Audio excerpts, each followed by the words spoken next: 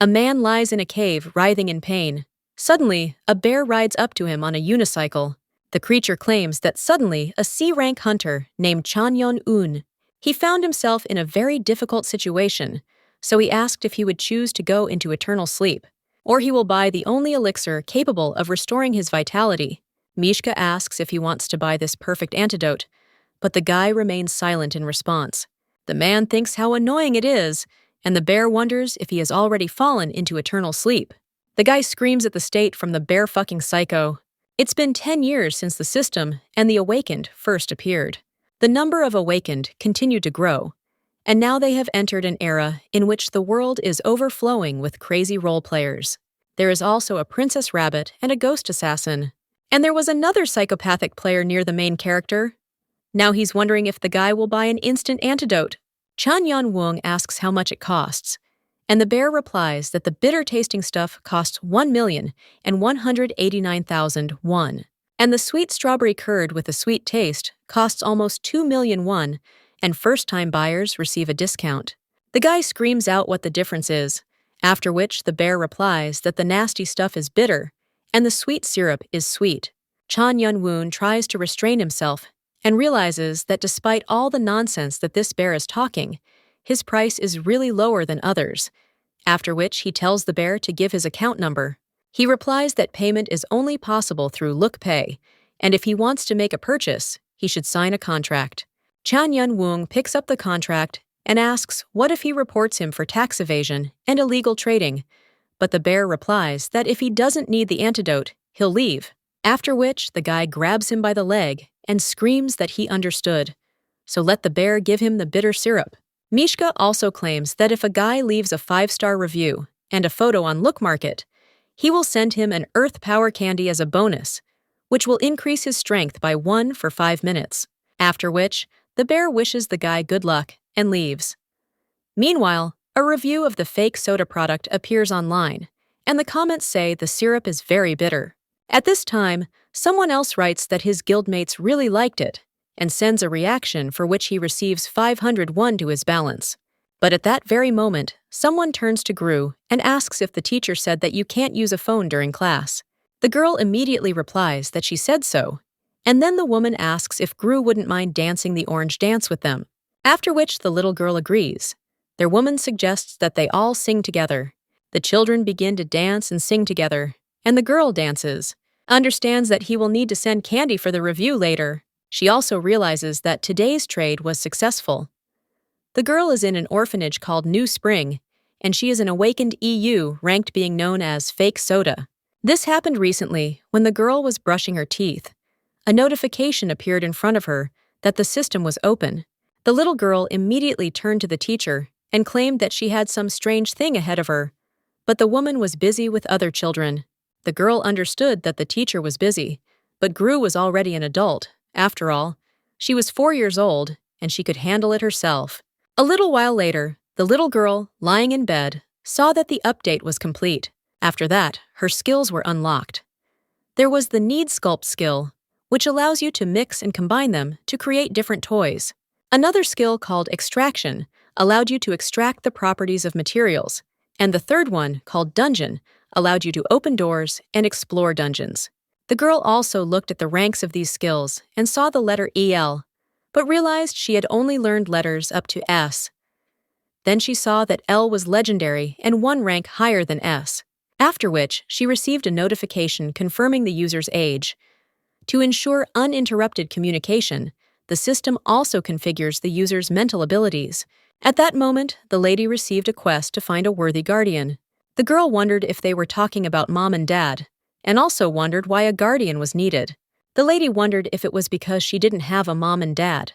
But from what she'd understood so far, there were 2 ways, with the help of which a child who grew up in an orphanage can start living with his mother and father. It is possible to move to the new 7, but the little one understands that this is not an option, because it won't work out that easily, after which she realizes that there is only one way left, and that is for mom and dad to come for her. The little girl remembers seeing one of the boys being taken away. The woman apologized to the child for arriving so late. She also claimed that her mother had gone through very difficult times before. But now they can go home. The girl understands that her mom and dad could be in a similar situation, after which she starts crying and realizes that she needs to earn a lot of money. If she becomes a hunter and earns a lot of money, she will be able to live with her mom and dad. The fact that she plans to earn money must be a secret, because the shelter will take everything away if they find out that she has too much of it.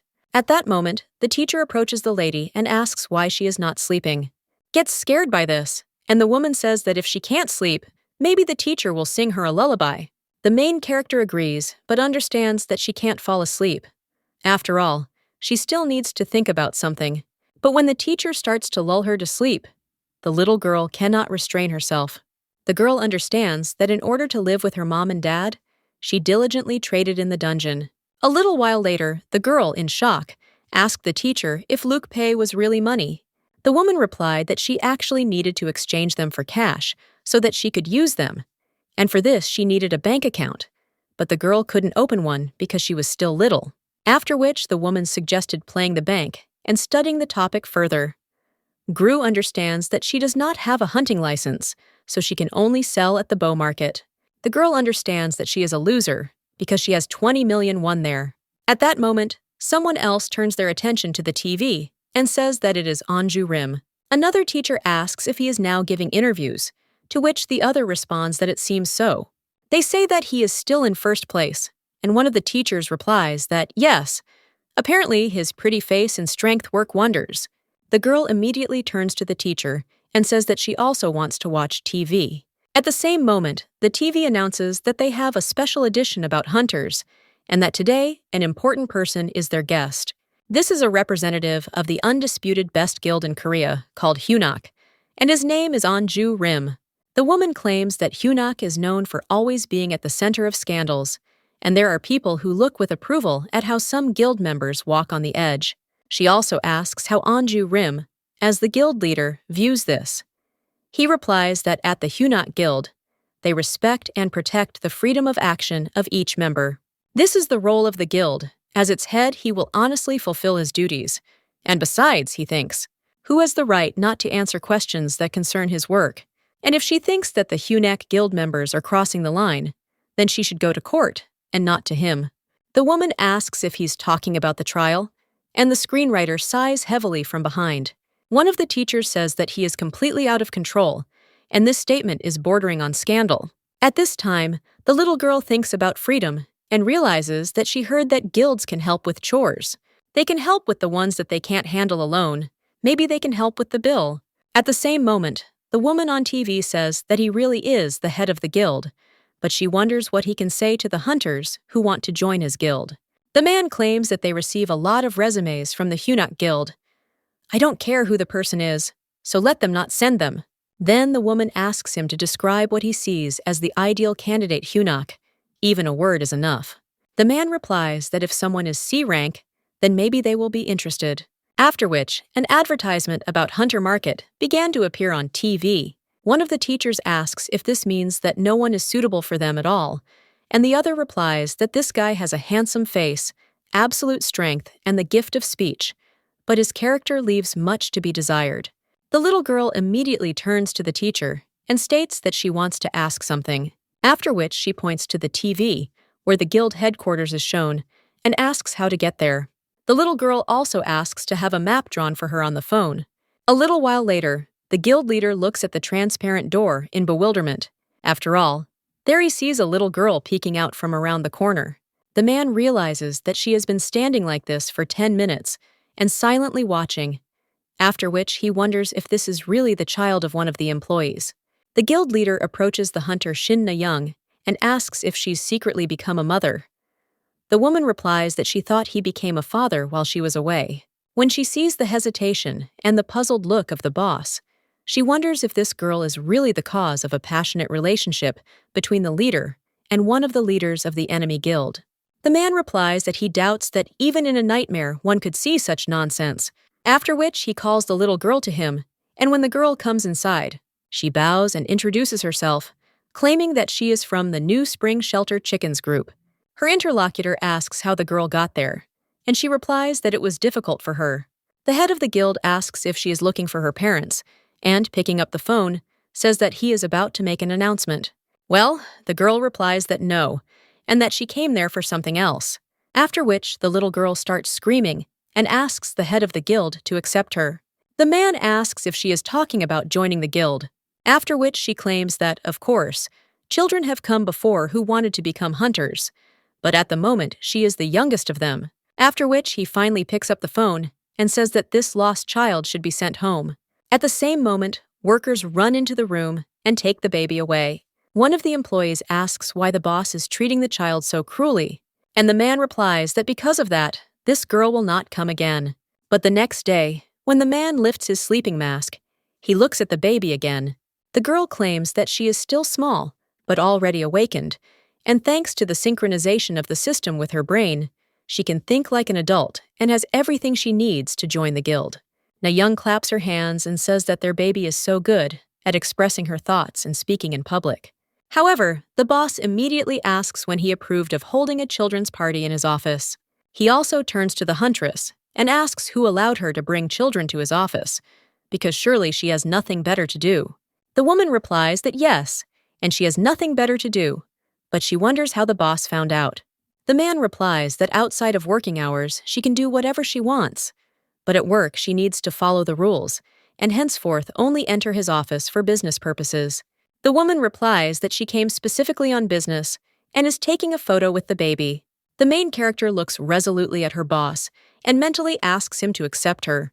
The man then sighs heavily and hands the lady a piece of paper with an inscription. He tells the girl to read this, and when she reads it, it's like apple. Then, her interlocutor immediately claims that the candidacy has been rejected. The girl immediately falls off her feet and wonders if they really didn't take her. The child like that, and the man asks if he did anything bad. The girl, with tears in her eyes, claims that she simply has not yet learned all the letters, and that she will be able to learn everything if he gives her a little time. The teacher says that she is doing well, and she is also the best in the group of chickens, after which the girl continues to cry. The man sighs and then asks his colleague if the cafe on the first floor sells food for children. A little while later, the girl is already at the shelter with her son holding cookies. The lady understands that everything is bad because a little while ago the boss handed her cookies, who said that now, even if she comes again, they won't let her in. But the cookies are still delicious, after which the lady receives a notification on her phone asking if she is ready to take the order. A little while later, the girl is already climbing into her secret storage room. She takes everything she needs and understands that she needs to put everything neatly in her purse, after which the little girl understands that everything is ready and takes the remote control for the teddy bear.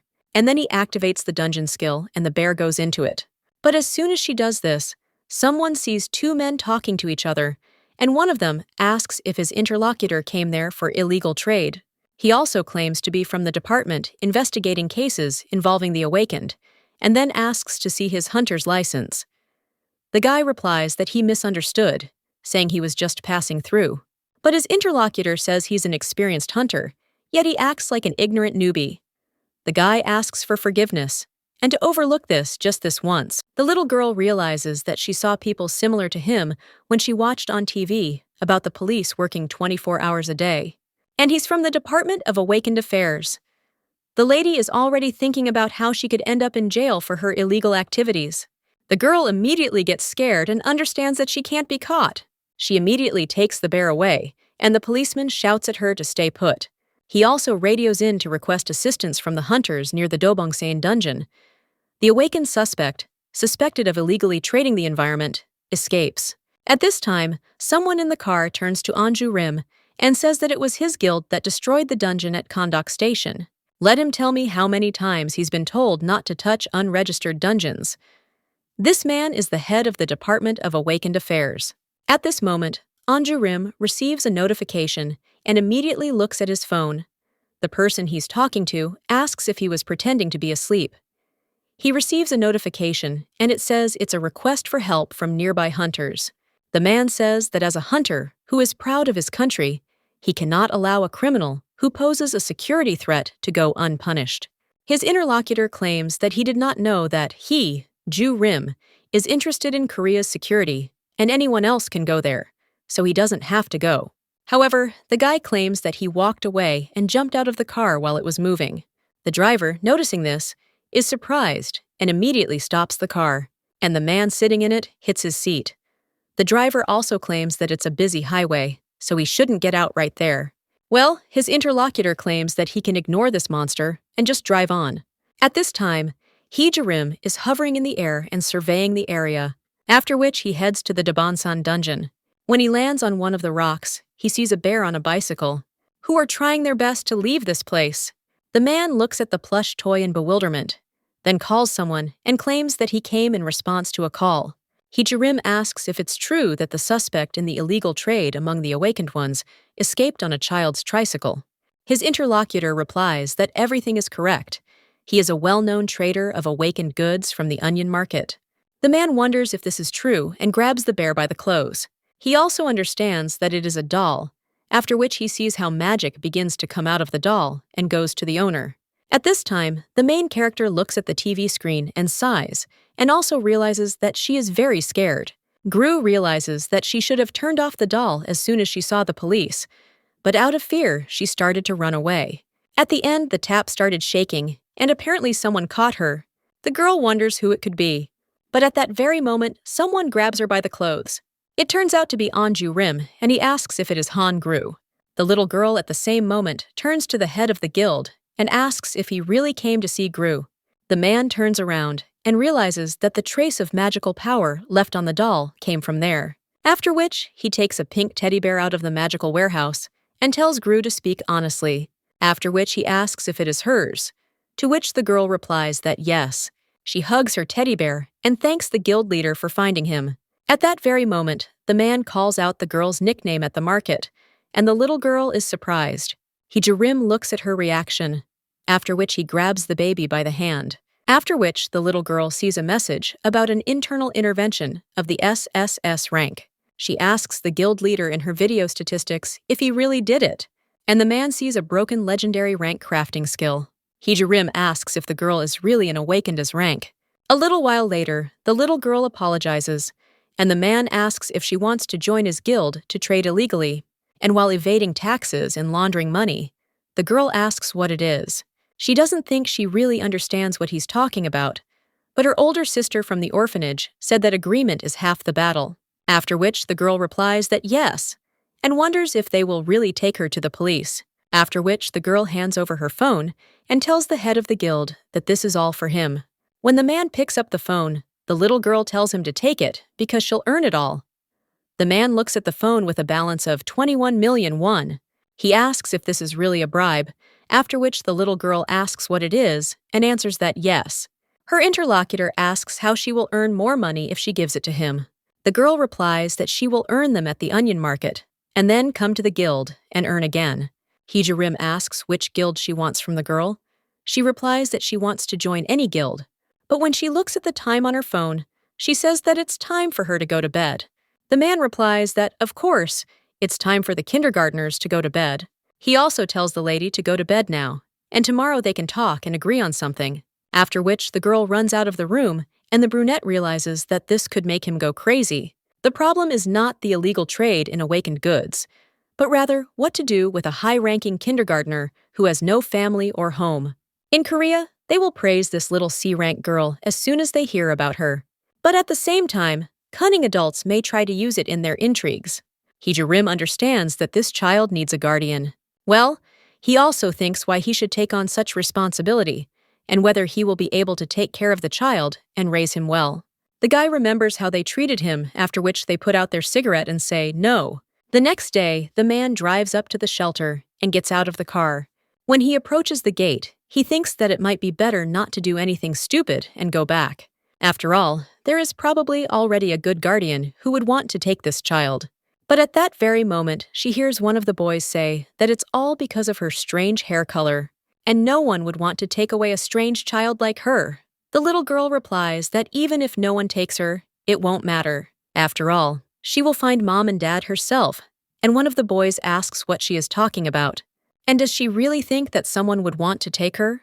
Because if that's the case, then she's so stupid.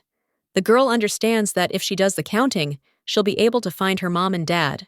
But at that very moment, someone stands next to her. It turns out to be Anju Rim. The man picks up the baby and says that he will take her to his home. The girl looks at him and asks if this is really the head of the guild. One of the boys at the same moment claims that this is Anju Rim.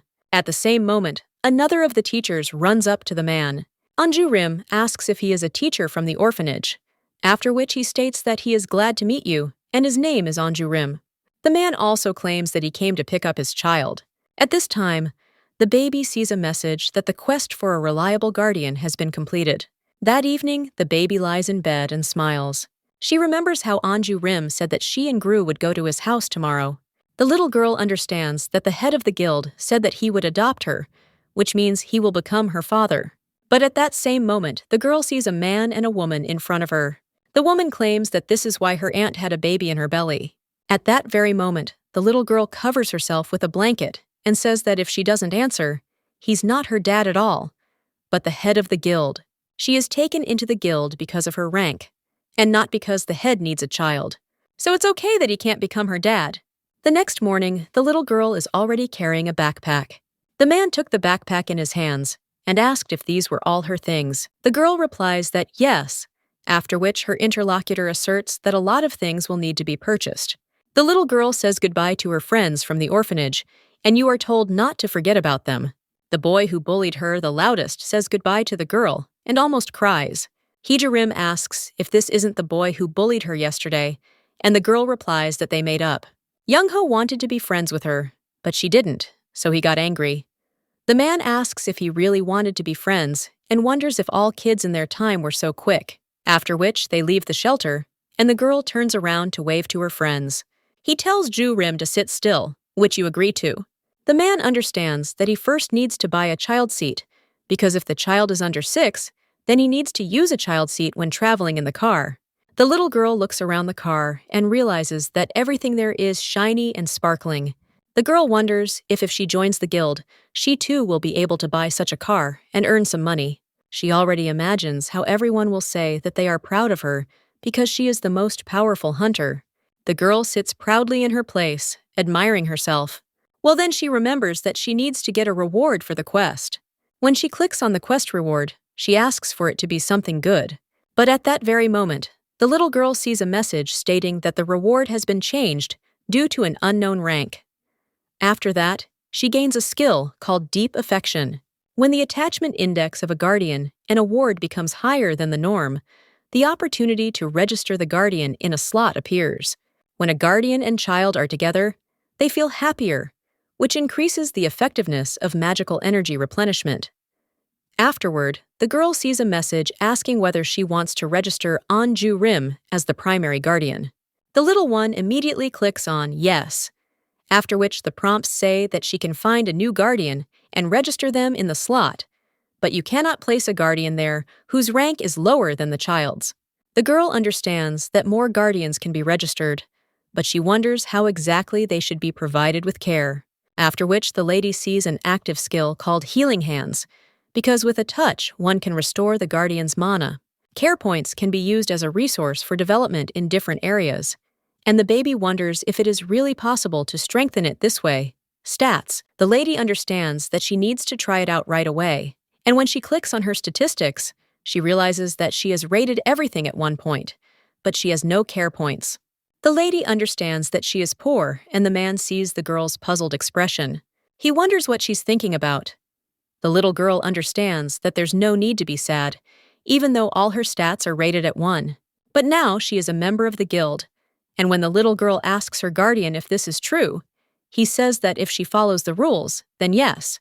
The little girl immediately claims that she can do everything, and her interlocutor asks if this is true, after which he claims that the first rule is that trading in the onion market is prohibited. Even if she is from his guild, illegal trade is still prohibited. But the girl says that drinking onions is also prohibited, and that she needs to sell them. The man replies that she can sell them at Hunter Market. Gru replies that she can't trade on Hunter Market because she's not registered as a hunter. The man claims that he will help her with registration, after which she will be able to trade anonymously on Hunter Market. Well, he also says that there will be no more illegal trade and asks the little girl if she understands, to which she replies that she does. Gru says that she is even ready to give him a commission. The man says that the second rule is that it is forbidden to give bribes, to which she agrees. The little girl wonders if the guild leader really doesn't like money. But she's already learned a thing or two. If your proposal doesn't suit someone, then you just need to offer more money. The lady understands that she must make an effort to express her gratitude in such a way that he cannot refuse and accepts her completely. When the baby arrives at Anju Rim's house, he says that he is huge. The girl also points to the TV and says that it is bigger than her, after which the lady turns around and sees her bicycle. She wonders if the guild leader found him along with the doll. Gru also understands that it is imperative to express his gratitude in the highest possible manner, after which the baby bows and then stands on her hands. The man, seeing that the baby could fall, immediately grabs her, after which he asks what she is doing, and she replies that she is performing a super bow. Anju Rim replies that super bows are prohibited and one cannot jump like a frog or while lying on one's stomach. After this, the girl says that there are too many prohibitions and everything is now forbidden. And the man replies that this is because one needs to behave decently. A little while later, he turns to the lady again and asks what their rules are. The girl replies that she always says if something happens, you also need to not do dangerous things, not open the door to anyone, and eat well. The man says that this is good, and then goes into one of the rooms. When the little girl sees how everything is arranged there, she is delighted. The girl asks if this is really her room, to which the man replies that yes. When he lowers her to the floor, the baby immediately looks around. The girl also notices that there is even a bathroom there and claims that she wants to wash her hands. A little while later, they find themselves near the wash basin. Letty immediately washes her hands, humming some song. The man watches her with a smile on his face, after which the girl turns to the head of the guild. And he also suggests that when he comes home, he needs to wash his hands. The man extends his hand to the baby, after which the girl washes it. The guild leader watches the baby and realizes that she is just like her motorcycle that washes food. Gru says that now he would give his other hand, but the man suggests washing only the right one, to which the girl agrees and thinks that maybe the head of the guild is forced to hide something on his left hand. But it will be great if he ever shows it, hey. The next morning, the baby opens her eyes and realizes that the crib is very soft. But after lying there for a couple of seconds, the girl immediately throws off the blanket and realizes that she can't sleep because she needs to go brush her teeth. At the same moment, she sees a quest in front of her, which states that she shouldn't be lazy in the morning, and that if she starts a small warm-up, this will contribute to the formation of useful bonus habits. She needs to help the lazy guardian start his morning exercises, and this will give 100 care points. The girl immediately runs out of her room and heads to her guardian's room. When the little girl enters the room, she sees Anju Rim lying on the bed. The little girl comes a little closer and then whispers to the head of the guild, after which the girl thinks that maybe it's worth calling again. But at that same moment, the man opens his eyes, and the lady notices the color of his eyes. When the head of the guild wakes up, he wonders if it was she who woke him up. Gru whispers back that yes. The man asks how. The lady whispers again that she simply told the head of the guild, and he asks why she whispered. Gru replies that it was just so quiet there. She also tells the guild leader that if he's already up, then let him help Gru brush his teeth, after which the two head to the bathroom. When the lady brushes her teeth, she notices that the quest, "You can't be lazy in the morning," has been completed, and she received 100 care points. The girl understands that care points can be used to increase the statue, and it is so simple because they just brushed their teeth together and the stats increased. Gru realizes that she needs to quickly add other guardians to the slots again, in case she suddenly becomes the coolest, strongest, coolest drying girl. At this moment, someone else enters the house. The main character turns around and asks what it is. When the baby opens the door and peeks out from behind it, who sees someone rushing to the bathroom, and when he opens the door, he claims that this cannot be. The man screams in shock to the guild leader, asking what happened. And why isn't he sleeping? The guy says that a man who couldn't be woken up by a cannon shot in the morning suddenly woke up. The little girl understands that this is Uncle Yoon Seo-jun. He took her to the shelter when she was kicked out of the guild that day. The girl immediately raises her hand and says she woke him up. The man cries out in shock, wondering if she, with such a small body, could have done something so dangerous. He also asks if she is hurt, to which the baby replies that she is not. Anju Rim says that if the guy doesn't want to get fired, then he should stop being dramatic and quickly return to work. A little while later, the girl is already trying on outfits, and one of the workers says that Gru is so cute. Jun claims that they were right to clean out the children's clothing store. The girl only smiles in response to this, and when she leaves, the head of the guild asks her if she should do it.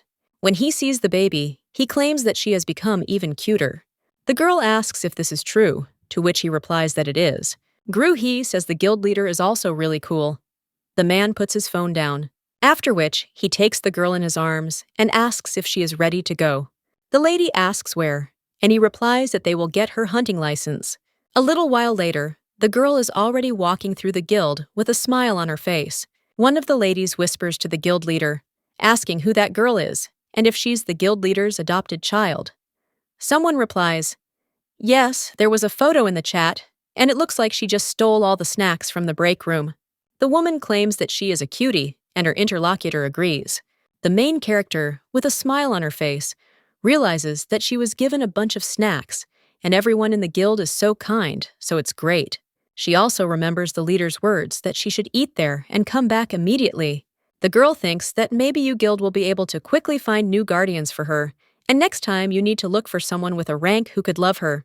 And today, she has another matter, called the Great Power Concealment Project. When she officially registers as a hunter, she will need to be recorded with an F rank, and not with a C. The guild leader said that if it became known that she had a legendary skill, evil uncles would hunt her, so she needs to register as a hunter, but hide her good skill, just like a real hunter. The lady understands that she is now also a strong woman hiding her strength. When the girl goes further down the corridor, she sees some man, and then they notice how he takes out a knife and thinks, maybe this man is an enemy. The girl looked into the guild leader's background and found out he has many enemies. Seeing the previews on the channels about the complete failure of Anju Rim's interview, the lady realized that Koreans were horrified. Well, to be honest, who thinks Gru didn't do the right thing? The teacher told us to be kind and polite to everyone.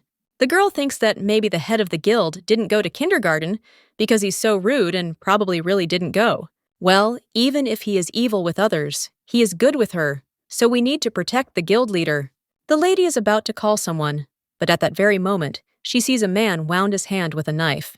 The girl realizes that there is red liquid on his hand, after which he starts screaming that he shouldn't do that. The man immediately picks her up in his arms, and the girl screams again for him to stop. Her interlocutor asks what needs to be stopped, and when people point to his hand, they see that there is nothing there anymore. Gru immediately asks where she went. The guy says that she saw something that she was not supposed to see. He also shakes the baby and asks if she's going to continue lying, because then he will swallow her in one bite. At that very moment, the girl screams out that no, and asks to be saved because she is not tasty. The guy puts the lady on the floor and asks if this is true. And the little girl, looking at his smile, wonders if this isn't an enemy. The boy understands that this child is a kindergartner whom the guild leader adopted.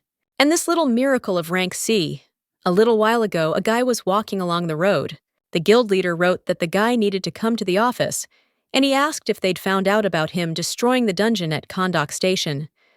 The man asked if it was really him, but then insisted they'd talk about it later.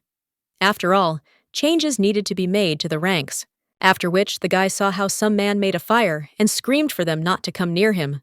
This man shouted that if they took even one step, he would blow up this car and all of them along with it. Someone reported that a support hunter had arrived and that everyone should move 10 meters away from the suspect. At this time, the guy was texting the boss that he would be there in 10 minutes and asked whose data it was. To which his boss replied that this was a kindergartner's data, and the guy wondered if this was some kind of scam. One of the rescuers cried out, "Could this really be the hunter Kadan? And why did he come for a routine mission?"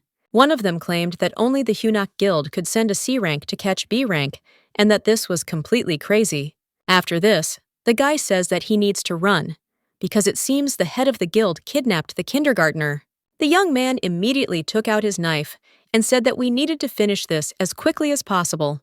While the guild leader hasn't come to his senses, you need to try to strike from behind. Otherwise, you won't be able to get close to him. And at that very moment, the guy rushed forward. He easily dealt with the criminal in a few seconds. And at that very moment, one of the rescuers reported that the suppression was complete. Kadan bowed and asserted that he would probably go first, since he still needed to start preparing for the coup. This shocked his interlocutor, and he screamed at the hunter to wait and also asked if he would write a report, but he only turned on music in his headphones. Now the guy is stroking the baby and understands that the secretariat said that she was small and cute, and a lot of other things, but it turns out that she really is like that. The guy also asks the girl to tell him why he should spare the liar's life. At that moment, the little girl takes something out of her bag and says that she will give it all to him. The guy asks what it is, and the lady replies that it is a bribe, because she gave him especially sweet strawberry syrup. Her interlocutor immediately smiled and asked if she really thought he would let her go for this, after which he said that we need to see how good her bribe is. But after scanning this syrup, he saw that it was a potion for increasing strength, and it significantly increases strength when consumed and also has a cumulative effect. The man, shocked, asked if it really had a cumulative effect, to which the girl replied that it was necessary to drink it little by little. Otherwise, you would feel ill. Kadan asks if she is a craft, to which the lady replies that yes, and her interlocutor says that Anju Rim found a real treasure. He understands that if the girl really is a craft gray, then her price is different, especially now when there is only one high-ranking crafter in the world, and he created just 4 unique Tier C+ items. This Amakusa series instantly gained immense popularity and became a true event. Crafter appears. No new equipment with such a rank will be created. Crafter appeared in person, and he was also a kindergartner from the orphanage. If this becomes known, Korea will simply explode. But the girl is as small as a chicken, and now it's clear why the head of the guild adopted her. He simply couldn't leave her there. After the chip, the guy suggests going to the guild leader, as her rank needs to be measured in the center. The girl then asks if he is the same person that the head of Guild 5 told her about. The plan said that only the head of the guild, Nayeon, and him would know about this. The guy asks if he is already told, and is interested in how the head of the guild introduced him. The little girl replies that the guild leader said that Kadan is a very, very strong hunter, and that he will also help Gru today. The main character understands that he also said that the guy is crazy, and that she shouldn't even stand near him, but she thinks that she shouldn't say this. The lady understands that this is probably me now in adult life, and it turns out that she is also an adult. At that very moment, she receives a message stating that a new guardian has been found, and that when the attachment index becomes high enough, she will be able to register a new guardian. The girl wonders if he, too, is of high rank. But then she realizes that she won't choose just anyone. She also turns to the couple, wondering what just happened, and whether it was magic. The guy replies that it's a skill penalty, and the stronger the skill, the more severe its restrictions. But the little girl wonders why he used it, and right in front of the guild leader's office. The guy replies that he wanted to take first place from him while he was out of his mind, but it seems he hasn't gone crazy, so it's such a shame. The main character doesn't know if it was a joke or not. She asks if that means she can't use this skill because it hurts, but the guy replies that this is inevitable because he must become stronger. At that very moment, the young man opens the door and says that today he refused the coup only because Gru and he didn't even know that the head loved Kadan so much. The girl wonders if she really protected the guild leader, and maybe the bribe worked after all. The man suggests that he stop talking nonsense and go where they need to go. The little girl understands that the project to hide great power is starting right now. A little while later, one of the women asks if this girl is little Han Gru, smiles in response, and the examiner thinks how cute she is. The woman asks the little girl what this skill is, and whether she really has needles growing out of her body. The baby replies that no, and if you hit her with a toy, it will sting painfully. Her interlocutor claims that it is charming, but then claims that she needs to test the skill and asks if she could demonstrate it there. But then the girl claims that she will hurt her, but hits her with a toy. The woman pulls her hand back slightly and realizes that it really does tingle. At that very moment, the girl, with tears in her eyes, asks if she is in pain, and her interlocutor replies that everything is fine. She also tells the little girl to follow her because she will show her where the measuring room is, to which the girl agrees, after which she enters the room. And Nayoung says that there is no need to worry, because everyone there knows their business perfectly well. At the same moment, someone tells the baby to stand inside, and then they begin measuring. The baby begins to float in the air during the examination, and the doctor says that the examination is complete. But at that very moment, a loud sound is heard. The girl falls to the floor, and the man who runs into the room screams that a monster has escaped from the reserve. He also says that it is urgent to gather all the hunters in the center. Another woman asks to take people to the waiting room, to which her colleagues agree. Is smiling at Young at this time. He says it's time to start. Kadan writes in the chat that the preparations are complete, and Young writes the same. While the workers are screaming for everyone to evacuate, one of them wonders what kind of monster escaped. His interlocutor replies that they said that it was a monster of rank B Labdragon. The guild leader watches everyone run away and understands that this monster is not very smart, so catching it will not be difficult. Kadan quickly did everything, after which the man headed to the computer. He understands that the data from the first measuring room is located there, and their statistics indicate that its status is F and the overall rank is S. The man thinks how sweet it is of them and then uses his skill, which is called internal intervention. When the workers return to their posts, one of them claims that the glass in the reserve is long overdue for replacement. The windows were too expensive, so they didn't replace them, but waited until the old one finally broke. Another one says it's a good thing it's a weekday morning, and there aren't many people around. And also lucky that it is in the center team leader Jin. You see, they almost wasted a lot of effort. After which, one of them suggests looking at this child's statistics and says that, as expected, she has an F rank, and that waking up too early is not always good. At this time, the man thinks about team leader Jin. He also wonders if there is a hunter in the center who can defeat the Brang monster so quickly. But this is also Jin, a S-rank runaway son of another country, and besides, he is the owner of the reading skill. At this time, the little girl is sitting on a chair and thinking when Young will come. A little while ago, she told the girl not to go anywhere and to sit there, and her older sister would come soon. The girl understands that the alarm ended too quickly and maybe something went wrong.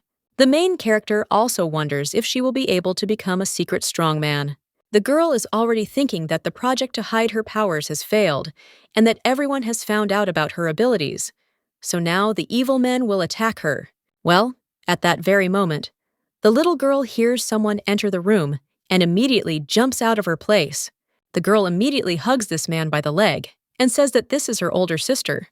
But she was obedient like a sister and asked. But then the girl wonders why her older sister has such hard legs. And when she looks up, she realizes that this is another person. At this time, the guy claims that he is not the older sister, he is Jin Shuan's uncle. The little girl immediately jumps away from him and wonders if this is an enemy.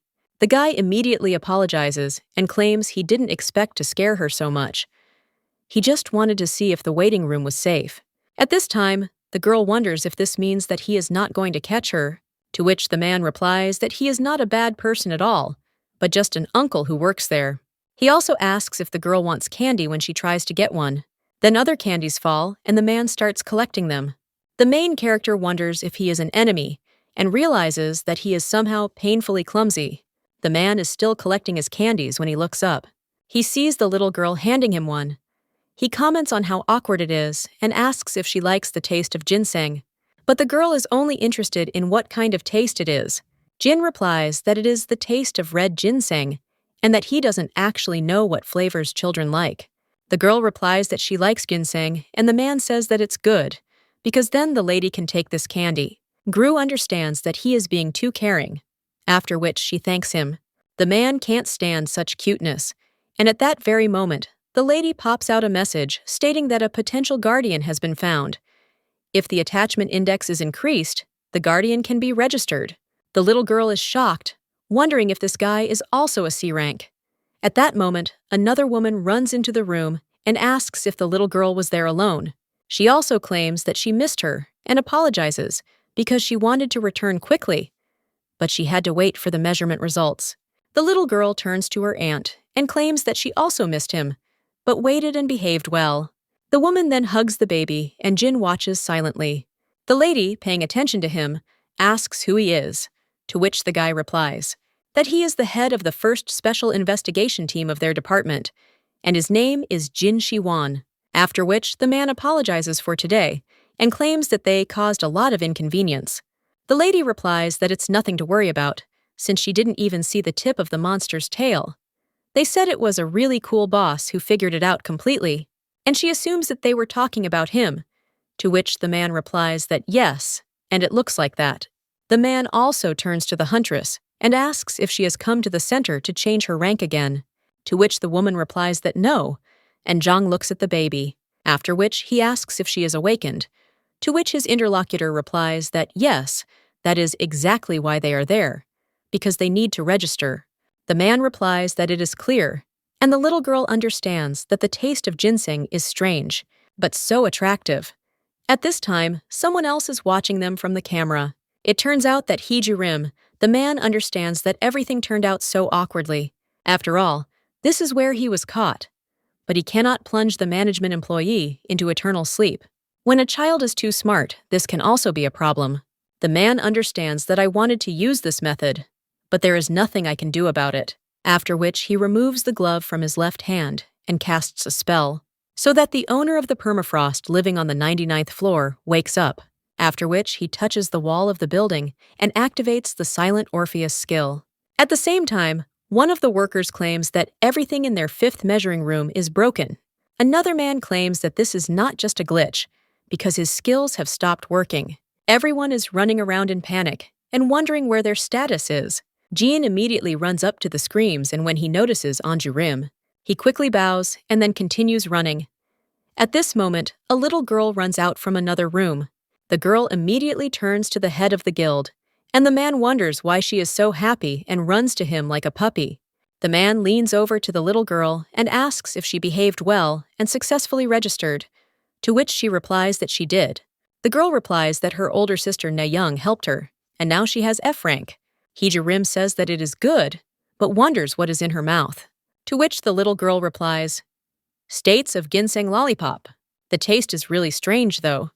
The man insists that you shouldn't take anything from strangers, then asks me to spit the candy out. The girl does so, after which he suggests going further, but the little girl asks him to take her hand, after which he does so. But when the girl takes the guild leader by the hand, she notices that he doesn't have a glove on his hand, tells Anju Rim to keep it a secret, and the little girl understands. What does that mean? He did something. A little while later, they arrive at Anju Rim's house. The girl wonders why the guild leader took off his glove, and whether it might be connected to a secret plan.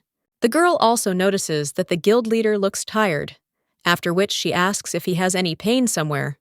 When she sees Anju Rim's face, she immediately picks up her phone and prepares to call 911, but the man snatches the phone from her hands and claims that everything is fine with him. He also tells the girl to go to her room and wait for him there. But at that very moment, he falls to the floor, which leaves the ladies in shock. Jun bursts into the room and screams at the guild leader. A little while later, the girl is already sitting on the bed next to Anju Rim, so Zun claims that the head of the guild simply fell asleep, so Miss Gru should not worry. The girl wonders if he is just sleeping, and her interlocutor takes out a handkerchief. And wiping away her tears, Miss Gru asks if she should tell her about the tower that no longer exists. Well, the little one replies that yes, after which the man claims that the tower appeared suddenly 2 years after the Great Disaster. With its emergence, the world changed, and monsters in a dungeon appeared that no one had ever heard of. And some people suddenly had an unknown power awaken, and it was a very difficult time.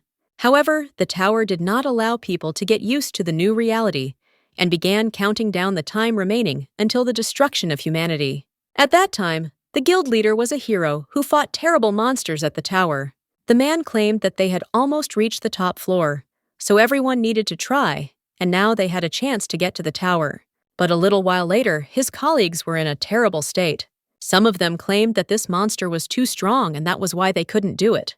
After which, the guy claimed that he would seal the owner of the 99th floor inside himself and let them go to the 100th floor. His interlocutor then asked if the guy would be okay, to which he nodded. The little girl wonders if the guild leader has sealed a terrible monster within himself, and the man replies that yes, he is in the left hand of the guild leader, and thanks to this, after 3 years, they were able to pass the tower. The sealed master of the 99th floor locks up the mana of the guild leader every day, and when all his strength leaves him, just like now, he falls asleep. The little girl asks if he really needs to sleep if he has no mana, to which her interlocutor replies that finishing him off to restore his mana is the fastest way. He will feel better when he rests, so let the girl go to her room and sleep too. This has happened before, and he will come to his senses soon. But the little girl replies that she wants to sit there and still wonders when the guild leader will wake up. The man replies that probably in 2 days, after which he states that he will go then. When he walks out the door, he finally sighs and realizes that the guild leader last took off his glove a year ago. He did this to stop the destruction of the dungeon. Then he saved the lives of hundreds of thousands of people. But because of this, he couldn't wake up for a whole month. Now it will probably be the same, but if he tells the little girl about this, she will definitely be in trouble, even if the information about transporting to the 99th floor, it's a secret. But he thinks she should know about it. Although the guild leader rarely talks about such things, 5 years have passed since he left the tower. At this moment, the man also hears a ringtone.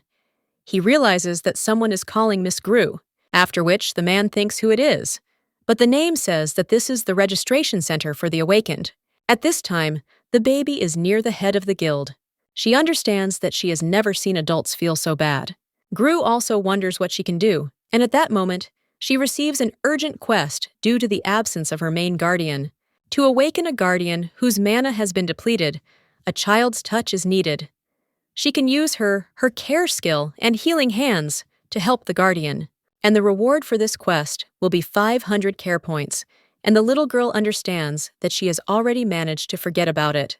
People understand that it is probably possible to replenish the guild leader's mana with the help of this skill, after which the little girl mentally asks the guild leader to wake up quickly. The girl touches him and claims that she will take good care of him. At this time, the man sees in front of him a portrait of his friend with a black ribbon. He lights the candles and then bows. Well, when he leaves the room, then he is blinded by numerous flashes, and none of the reporters are interested in what happened in the tower.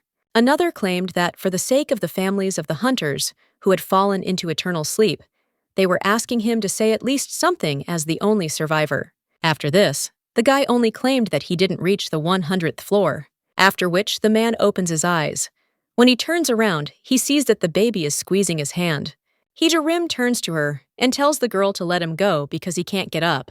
But the baby shakes her head, after which the man lies back down and realizes that the girl is so small and tender that he is afraid of accidentally hurting her. He also asks if the girl was worried about this, to which she replies that she was very worried. Anju Rim, he thinks what to do now, because the choice is, to put it mildly, very meager. After all he can do is give a cookie or some other treat. He apologizes to the girl and claims that he should have explained everything to her, and the little girl, with tears in her eyes, insists that the leader has already told her everything about how the guild leader loses a lot of mana and that when he expends a lot of energy, he needs to get a good night's sleep. Anju Rim wonders if it doesn't sound like he's throwing mana around left and right, after which the girl apologizes to the head of the guild and claims that she will behave well, but only if he doesn't get sick. Anju Rim thinks what he should say, and is it really true that this was something important only for her, and for him it means nothing? After which the man just hugs the girl and asks if she cried because of him. The little girl replies that yes. Her interlocutor claims that he simply wanted to kick the bad guy out of the center. He also wonders if she didn't know, and the little girl looks at him in surprise. Anju Rim asks if she is really the best in the group of chickens, after which the girl replies that it doesn't matter to them, let him not get sick anymore. In response to which he agrees, I picked up my phone. He understands that it is not easy. He thought that he would bring the girl, feed her, dress her, and that would be it. But the task turned out to be much more complicated. Well, of course, if the guardian suddenly fell asleep for a week, this could not help but become a big problem. However, looking at his phone, the man realizes that it is the same day and wonders why. He turns to the little girl and asks what she did to him, and whether she really gave him some kind of syrup to drink. The girl replies that this is a skill called caring. The lady shows how she did it, and how the mana jumped out, and also how God made the head of the guild, after which he immediately opened his eyes.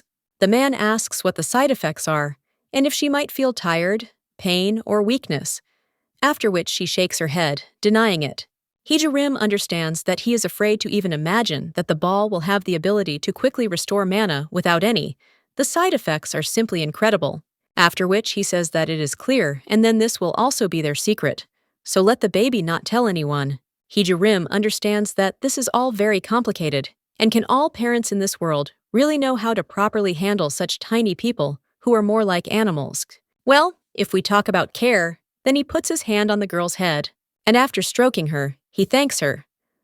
The little one looks at the guild leader in surprise, after which he asks if she was able to help, to which he replies that she helped him a lot. The girl with a smile on her face understands that she was able to help, and she is a useful person for the head of the guild. At this time, Sojun is talking to someone on the phone and claims that he understands, but it is a kindergarten-aged girl, and in general, he will call back later. But at that very moment, the man notices the head of the guild. When he hangs up, he asks how he woke up so quickly. The other person replies that they'll talk later and asks who just called. So he replies that this was a call from the administration, and the gentleman knows that a new law on awakening has been in effect since the end of last year. To get a hunter's license, Gru needs to go to the dungeon, and the girl asks if this is true. A little while later, the head of the department cries out that no. He also wonders what they want from him. Rim claims that this is a little girl. Therefore, let him at least give him permission to enter the dungeon too. But his interlocutor is interested in whether a C rank will go into an F rank dungeon. They chose an easy dungeon, so it definitely wouldn't be dangerous. Meanwhile, the little girl was watching a lesson about hunters, which stated that hunters are forbidden from entering dungeons with levels 2 levels lower than their own. Rim says that he understands, but he must still give permission to enter the dungeon. Otherwise, he will crawl in without permission. The head of the department cries out, "Did he really think of threatening her? Then let him hire people and put her on the bus." The girl asks if they are talking about the bus, and Sojun claims that this is when a high-ranking hunter takes a low-ranking hunter with him into a dungeon. Rim asks if the girl heard about this, and if so, then let her get ready to agree to something. The little girl wonders if she will end up going to the dungeon. A little while later, someone is already scaring the little girl. It turns out to be Kadan. The guy claims that she met a scary monster in the dungeon and asks what to do. At this time, the girl says a phrase to make the cherry petals flutter, and at the same moment, it strikes. When casters using this skill are within the area of effect of the developing petals, they become invulnerable to all physical attacks for 12 seconds. Kadan can't help but laugh, but at that very moment, someone else enters the room. Rim asks why Kadan is teaching the child bad things, but he replies that he is worried and decided to give a couple of useful tips. The guy also wonders if the boss is worried at all. The man replies that he doesn't think it's something to worry about. A little while later, the girl is prepared for the dungeon and is given a soft, comfortable pillow to protect her head from blows, and also knee pads and a bunch of other A-rank stuff, so her stats are improved by A-rank stuff. Rim asks if the girl knows that they can't be in the dungeon together. She answers yes, and her interlocutor asks if she also knows that they can't go far without the other aunts and uncles from the team. The man also asks what she should do when she gets scared. In response, the little girl shows the paper and insists that it needs to be rolled up. Kadan claims that his colleague said he wasn't worried, but he gave her a scroll that couldn't even be found at auction. Well, the man tells him to wait, after which he suggests that Hangru put on his suit because it's time to go, to which the girl agrees. When the girl puts on her suit, her interlocutor asks what it is, to which the little girl replies that she is wearing a warm suit and understands that there are warmers inside. She also realizes that if she adds the duck tongs, it will be incredibly hot and prickly. Kadan can't help but laugh again. The head of the guild understands that the baby is completely ready, and a little while later, they already find themselves at the slime dungeon on Mount Buchan. The leader of the group claims that from now on, he will go inside alone. There is a control protection there, so let them not go far, and there is a door leading to the heart of the dungeon and to the boss, so let them not go there. The man also tells the team members to stay there and wait for him. This guy is the team leader, Lee Sang-hyuk, and his rank is D. One of the girls agrees with the head, and the other one too. One of them claims that the guy disappeared so quickly, and he is a good guy because he goes through Franco's dungeon alone. Another lady claims that she, too, was actually afraid to walk alone, and that it was a good thing they found this particular bus. Another one replies that she, too, initially thought there would only be scary guys on board. At this time, the main character stands in a stupor, and another lady claims that it's as if they are not in a dungeon. And at the amusement park, another one replies that it's not scary at all. The silver-haired lollipop asks if they are hungry by any chance, since her mother gave her some treats to share with the others. The woman gives out treats to others, but then she turns to the main character. Then suddenly, he goes into a stupor, and the little girl wonders why she suddenly froze. The girl wonders if she really doesn't want to give Gru treats. Her interlocutor claims that the baby probably won't be able to eat there. Then she suggests that she take the treat with her so that she can eat it when she gets home. The main character is happy and realizes that she already thought that this girl was greedy, but she turns out to be so kind. The girl thanks her interlocutor, after which she devours the entire delicacy. The silver-haired lady is shocked and wonders if she is even able to eat. At this time, the main character realizes that this delicacy is soft and sweet, and maybe next time I should bring her a treat too. But at the same moment, the girl begins to feel somehow strange and thinks that something is wrong. The lady also wonders why she feels sick, and she has heard that this happens when she is overwhelmed by the magical energy of monsters. But this is just a dungeon of F-rank slimes. When the lady turns around, she sees that the door to the boss's room has suddenly opened. The girl also pays attention to others and understands that they still don't know about it. Gru realizes that she is there alone, and the bus driver is far away. That's why she has to save everyone, and she is the strongest there because she is a C rank. After which, the little girl takes her bike and is about to enter the dungeon. Well, when she puts her hand in it, she realizes that she is being sucked inside. After which, the girl falls into the dungeon when she opens her eyes. Who realizes there are only slimes there? The girl also takes out her escape charm. But at the same moment, she receives a notification that she cannot use it in the boss's territory. The little girl is in shock and thinks about what to do. But then she realizes that she needs to calm down, because the guild leader said that slimes don't attack first. You just need to sit quietly and wait until the bus driver returns. After which, the baby moves back a little and bumps into some column. When the girl looks up, she sees a large crystal ball. She receives a notification that it is the core of the Ice Clan's cradle, and the little girl thinks how beautiful it is. The girl also thinks she'll get angry or even slug if she takes it away, but then it will hurt. But at the same moment, the girl thinks that if she pulls it out, using the pull skill, it will be possible to steal it unnoticed. The girl also thinks what a copper she is and activates her skill.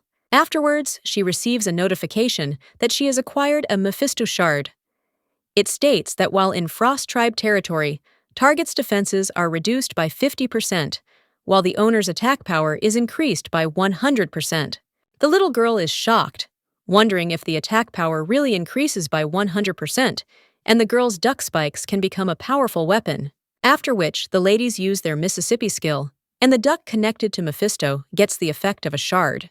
It also mentions the additional effect of Togo being able to create snow ducks using mana, and the little girl is considering whether it's worth trying. After which, the girl does so, and realizes that she really succeeded. Now you can make new snow figures as much as you want, and she has this cool ability. At that very moment, the little girl throws the duck, and it hits the slime, causing it to fly apart. The girl understands that a huge slug has fallen, and that this is really Gru's power. The little one immediately begins to destroy other slimes, after which a message arrives stating that the Ice Clan dungeon has been completed.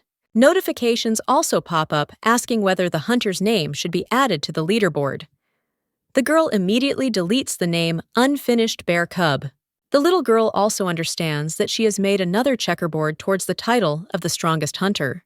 People think that now it's time to leave, but at that very moment, something strange opens up behind her. From this gap in space, someone's hand emerges and almost touches the lady. But when I turn around, I don't give myself anything, and I think about what it was. At this time, in the rest area, the dungeon leader states that the dungeon is complete and thanks everyone. One of the ladies thanks him and claims that she didn't even have time to notice how he entered the boss's room, and everything ended so quickly. But the man replies that he didn't want to go into the boss's room and doesn't know why. But the boss disappeared on his own. This happened for the first time. The dungeon was completed, so everything will be fine with the license. after which they say that it is clear and thank each other. A little while later, they come out of the dungeon, and the little girl notices that it has started to rain. One of the ladies immediately turns to her mother and asks what she is doing there.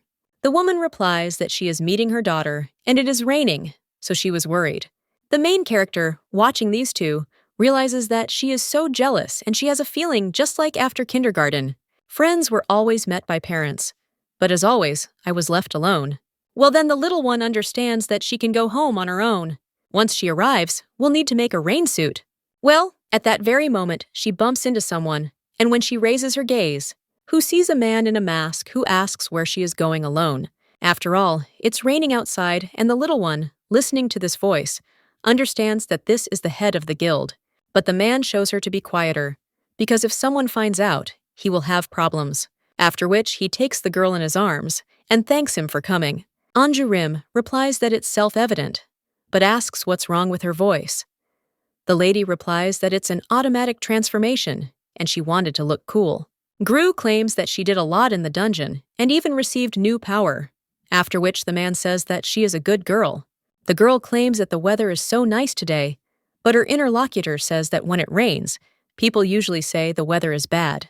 The main character says that the head of the guild is an adult, but does not know much, because when it rains, the family comes to take him home.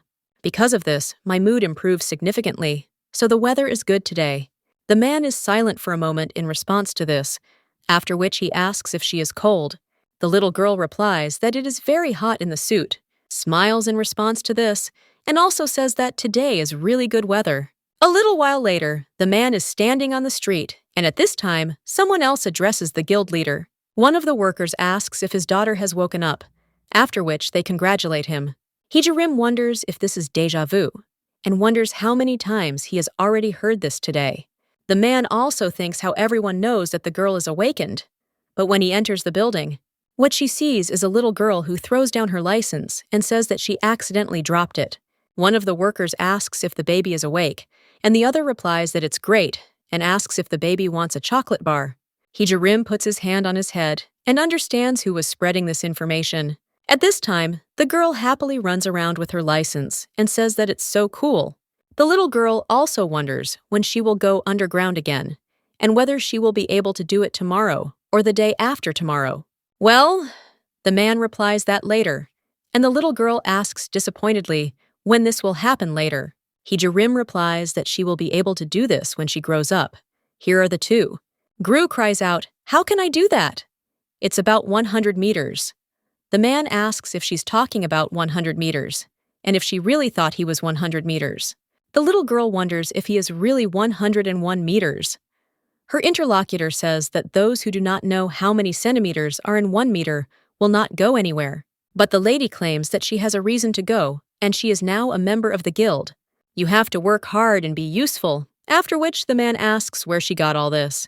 But she hardly even watches TV, after which the little girl replies that she won't say where she learned this. The man claims that children don't need to think about such things, after which he asks for her hand, and when the baby holds it out, the man puts a watch on her. The little girl looks at them, and her interlocutor claims that he will connect them to her children's phone. Gru looks at the new accessory with admiration, and realizes that it is, after all, a smart watch. But this is a gift from a C-rank hunter, and maybe they are not like everyone else, and can do something special. The little girl is also interested in the Corner Guild, and whether it is possible to perform magical transformation with their help. The man asks if she is talking about that cartoon, and then invites her to try it. The girl gets into a transformation stance, and then starts spinning. Afghan stands in a victory pose and says the word shine, but since she is still little, she says a completely different word. The man, hearing this, is shocked and tells the girl to come to him. He also asks her to say the word again, and the girl says the bad word again. Anju Rim tells her to repeat it more slowly, and the girl finally pronounces it correctly. When she succeeds, the little girl repeats this word many more times, trying to transform herself. Well, when she looks at the guild leader, she notices his laughter and facial expression. The lady realizes that she has been deceived, after which she hits him and screams that he is a liar. The man just picks the girl up and asks if she's angry.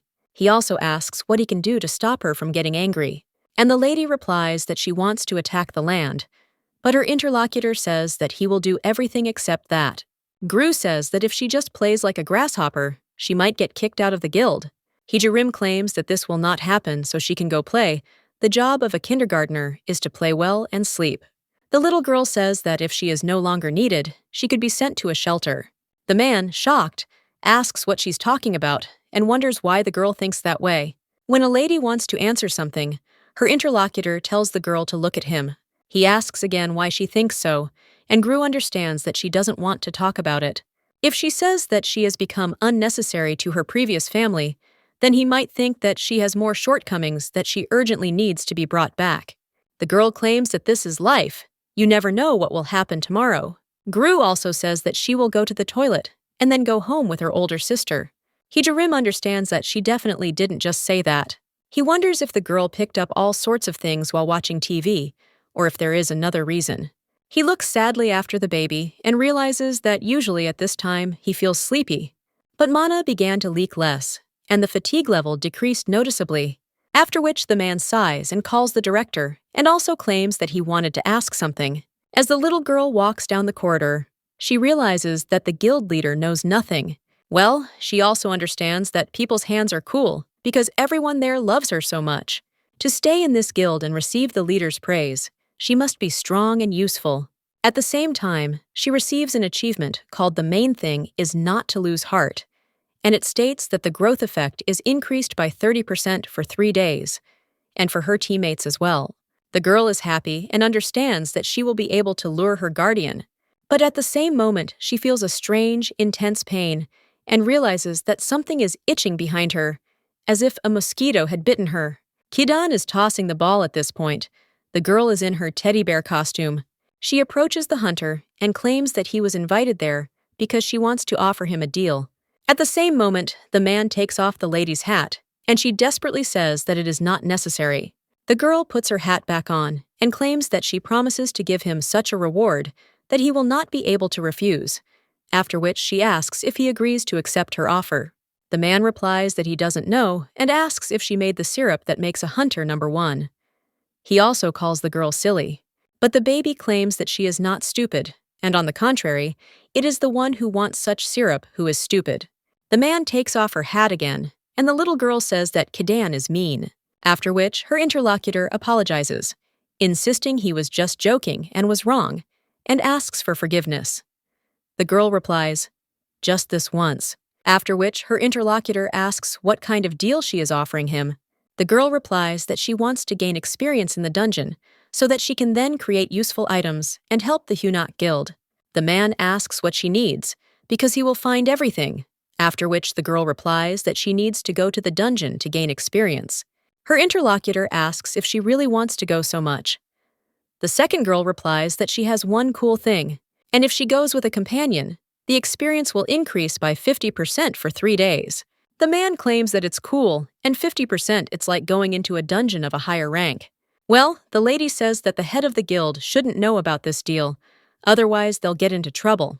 The girl also claims that the main thing is that they don't get caught, and if they don't get caught, then this won't happen. She also wonders what Kadan will say, and whether he agrees to the deal. But he is not a coward who is afraid of being scolded, after which the guy replies that she took it right out of her mouth. The man extends his hand to the lady in response, and a little while later, they find themselves near the dungeon. Kadan claims that this lady skill is so cool, it's just what's needed for those who don't have the right to come to such places.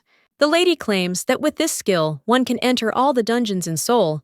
Her interlocutor says the state is excellent, after which he suggests going. A little while later, the little girl throws a snowball at one of the monsters, and its defense is reduced by 50%. Kadan removes this monster from behind with a bat, after which it falls. The guy says that one of the monsters is ready, and the little girl claps with delight. Well, at that very moment, the young man notices something strange when he raises his head.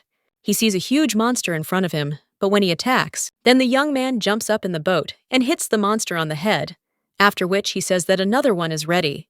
Gru, watching this guy, realizes that he is absolutely sparkling and that he is like level 999. The girl also thinks that this is probably why everyone wants to be with ranks, because they are strong and cool.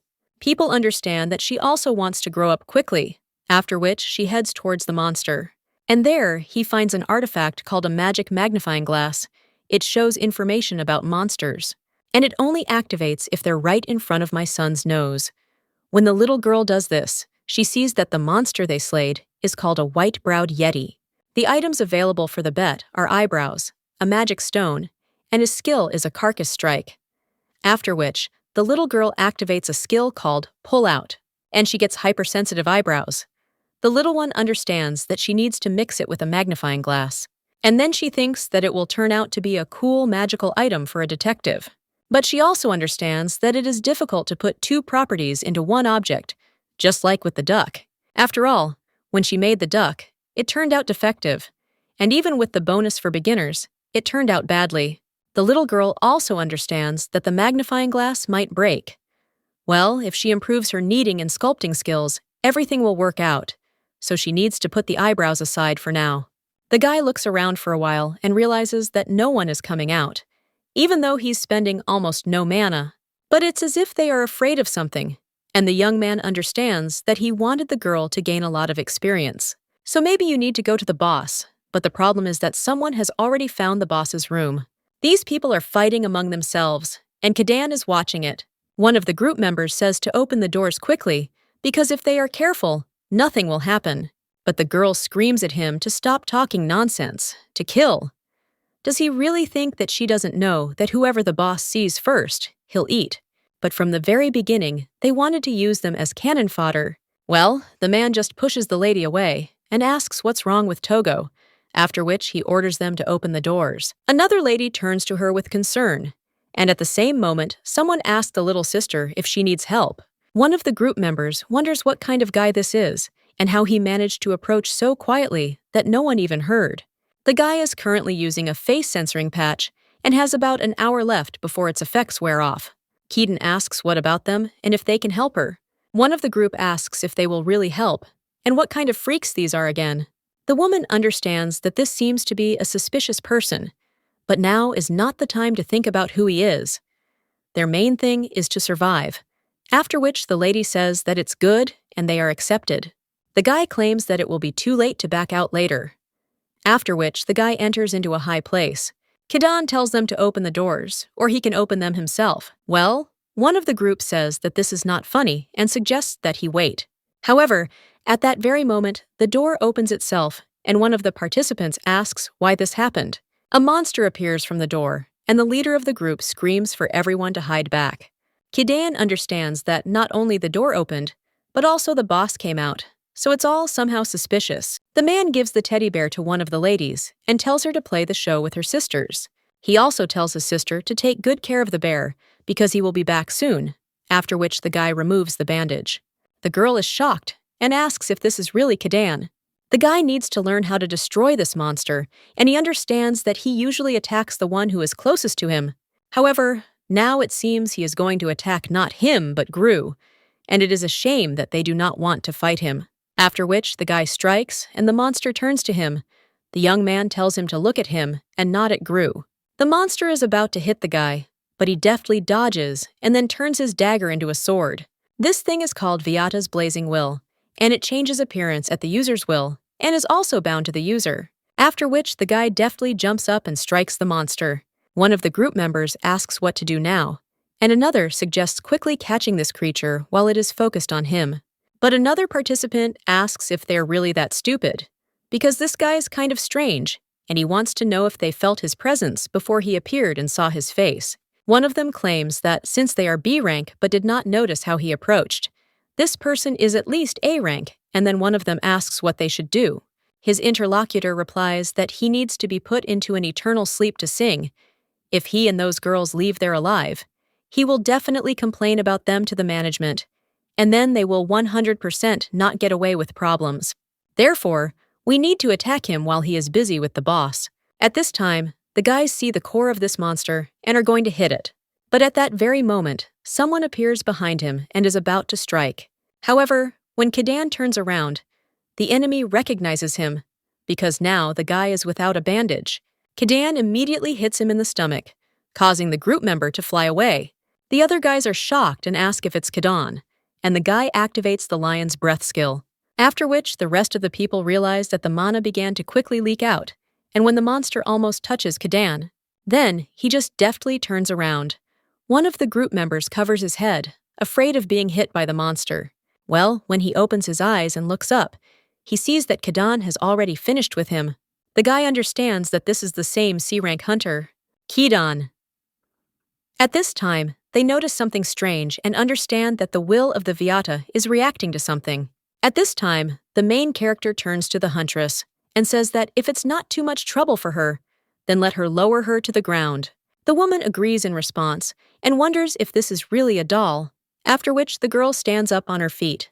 But she realizes that her backside is burning again, and the little girl wonders if there are mosquitoes in the dungeon too. Well, at that very moment, a strange passage opens up near them, from which hands are visible, after which a creature crawls out from there. The lady in horror says that it is a monster. The little girl realizes she's not afraid at all, and that's a little strange. Then she sees that the duck tongs, combined with the Mephisto shard, suppress her fear. Mephisto discovered the minion, and a hidden function was revealed. The red subordination detects the protection of the Ice Clan. The girl wonders if it says anything about a servant and subordination, after which she thinks what all this is. And at the same moment, the monster turns to the ruler and also asks why he appeared in such a form. The little girl thinks how bad this monster is, because he spoke to Gru using complex words. The little girl immediately throws her snowball at the monster and screams for the snowball to deal a crushing blow. Well, when this snowball hits a monster, a notification comes that an error has occurred because the survivors have too high defense, and the effect is cancelled. Her interlocutor claims that this is very interesting, but is interested in how this little child is able to use the power of the master. At that moment, someone grabs the girl, and the main character realizes that it is Kadan. The girl also notices how hard his heart is beating, after which the guy jumps onto the building. He leaves the baby there and tells her to sit there and not go anywhere. After which, the guy realizes that they have finally met and jumps from the building straight onto the monster. He says that the child smells of red liquid, and it is such a familiar aroma. He also says he's remembered now, and his red liquid smells like rotten fish.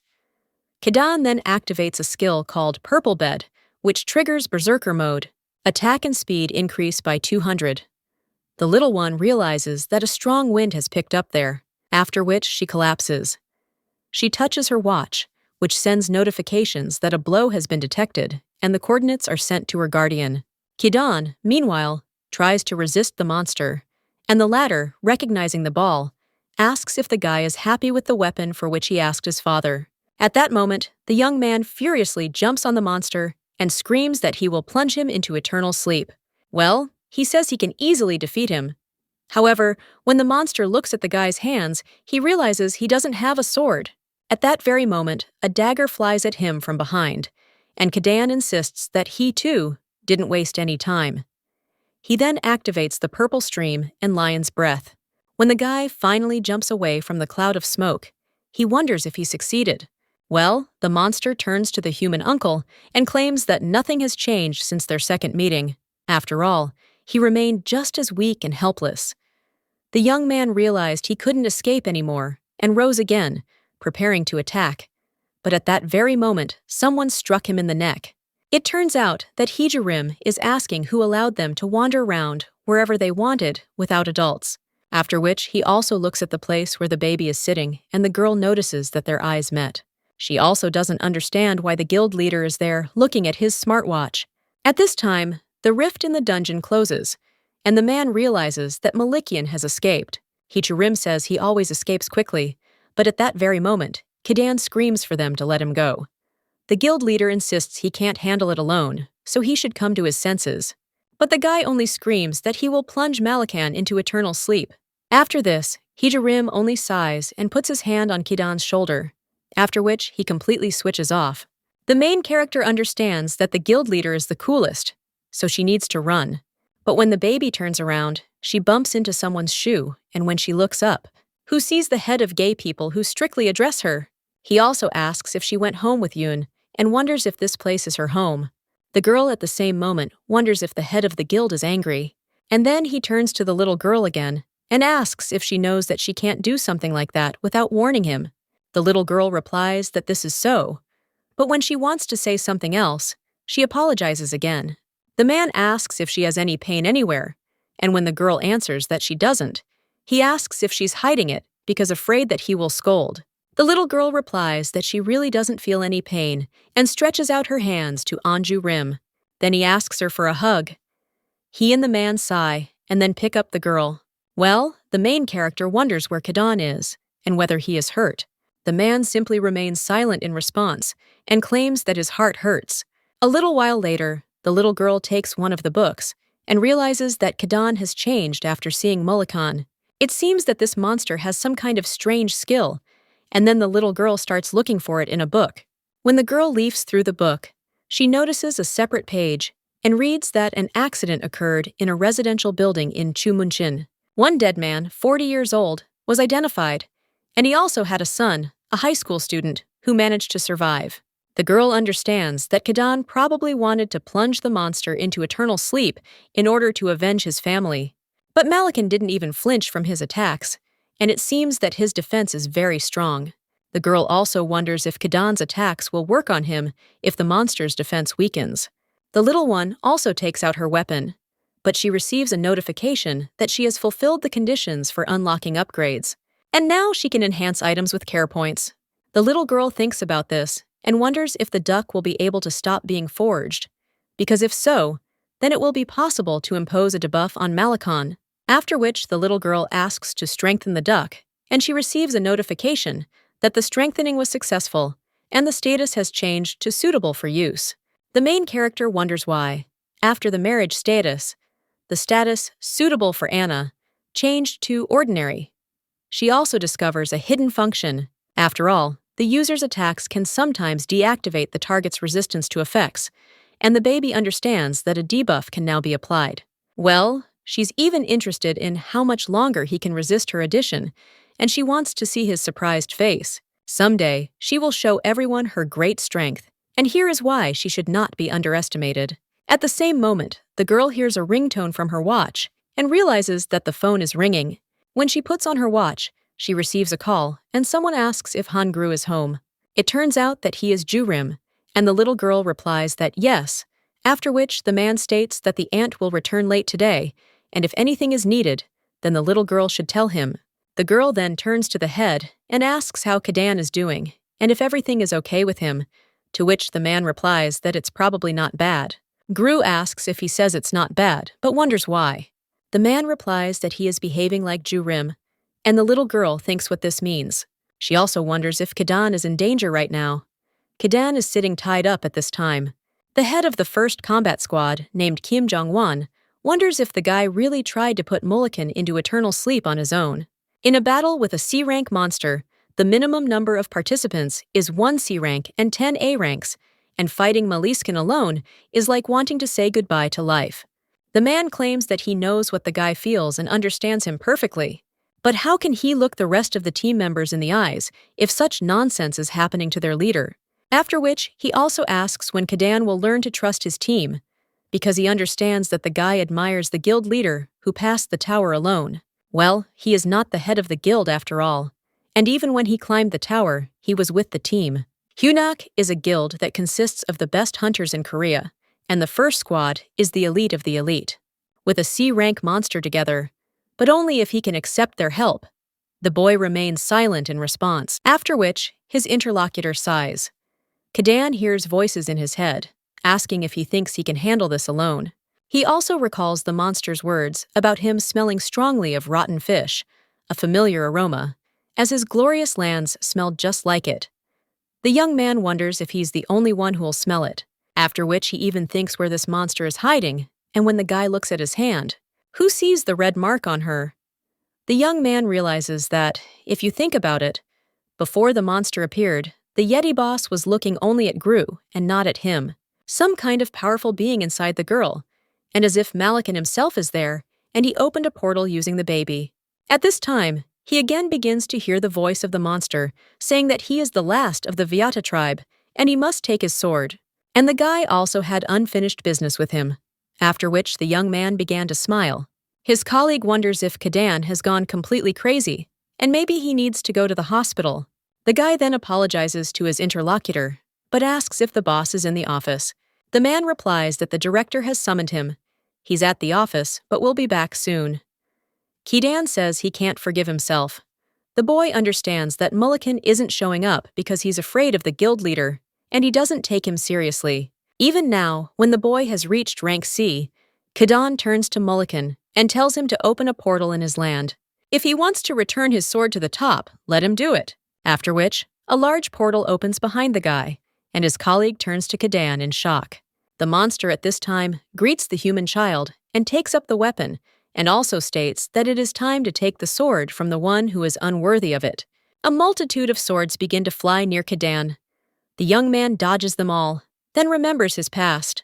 Someone told him that if you look at it like that, the pool looks pretty good. The man claimed that this was the dream of the boy's mother, and although he looks modest, he is quite handsome. A house with a swimming pool was my mother's dream, so my father spent all his money to buy just such a house in the wilderness of Gangneung. The pool, lined with gray brick tiles, was neither modest nor beautiful. In his eyes, it was rather a hideous structure that constantly reminded him of his mother. But looking into the eyes of his dad, who kept telling him about his mother's dream, he was unable to say these words out loud. The man offered his son to clean up and play ball, but he claimed he didn't have the strength. His interlocutor claimed that sport gives strength, and someone who plays baseball should not talk like that, after which he claimed that a powerful strike occurs when the bases are loaded. And he threw the ball, saying that if he misses, they are finished, and they will lose completely. The young man immediately ran after the ball and shouted that they couldn't lose in the last minutes, after which the man only smiled. The young man understands that he liked to smile and ride, and the pool was a place for them, where mom's dreams, dad's regrets, and their shared memories merged together. But this was only until day one. One day, a monster emerged from a portal and attacked Kadan's father. The boy watched in horror, and the man told the young man to run quickly. The monster then looked at the young man, and his father only shouted that he had 2 outs, so let Kadan run to third base. He also shouted for him to move forward, and that day the guy did not even dare to turn around, fearing that the monster would chase him. The only thing he had was a strong body and stamina, trained by playing baseball, and in the end he ran away, abandoning his father, and also having successfully homesteeled. Meanwhile, the little girl is lying on the couch and reading about the awakened one named Kadan. It says that the former champions of the youth tournament, who are Koreans from Gangneung, have reunited again. The main character also looks at the photo of these two and remembers how the guild leader said that the guy acts like Anju Rim. That is, he acts as if he is capable of handling everything on his own, and Kadan wants to do something impossible on his own. Although he's not Anju Rim at all and will never be, the main character thinks he wants to do this alone. After which, the lady opens the list of guardians and realizes that this guy is probably very lonely. But at the same moment, a notification pops up that a threat has been detected because the guardian is in danger. The young man is shocked and wonders if Kadan is in danger now. At this time, the guy is in a dungeon and fighting a monster. He states what a weakling the young man is and delivers another blow, causing him to fall. The guy realizes that he overestimated his strength and is already starting to close his eyes. Well, the young man also understands that he did well and didn't run away like an idiot this time. Kadan understands that he really tried hard and does not regret at all that he will plunge into eternal sleep like this. But at that very moment, he hears someone screaming as the cherry blossoms break, and the young man opens his eyes, who sees a bear falling on him from an open portal. The guy immediately grabs her and hugs her, after which the two fall. The main character immediately pours syrup on him, and the guy, breathing heavily, understands that he needs to get away from there, as far away as possible from Mulligan, after which he activates the lion's breath skill and the ship begins to collapse, and Kadan hides with the baby. When they are in hiding, the guy turns to the lady and screams how she is and whether she is injured. The young man also wonders what she is doing there and how Whitney got there. Is she really that stupid? Grushi replies that she is not stupid, but her interlocutor cries out, "Why did she come then?" The girl screams that Gru and Kadan are one team, which surprises the guy. The girl repeats once again that they are one team, so she wanted to help many of her interlocutors and suggests not to say stupid things, but how she can help. The main character replies that she is strong, but not alone, and Kadan is not the head of the guild. The chief said that it was reckless to go alone, and reckless means stupid. The young man understands that it was not stupid because he managed and did not run away like then, but fought alone. Well, now the guy is waiting for him to know and so on and wonders why. However, before she can finish her sentence, she sees that Kadan is genuinely sorry. She also says that they can defeat the monster if they work together. After all, baseball is also played together as a team. The girl suggests they spend time together today, tomorrow, the day after tomorrow, and every day. After all, she wants to play with him every day.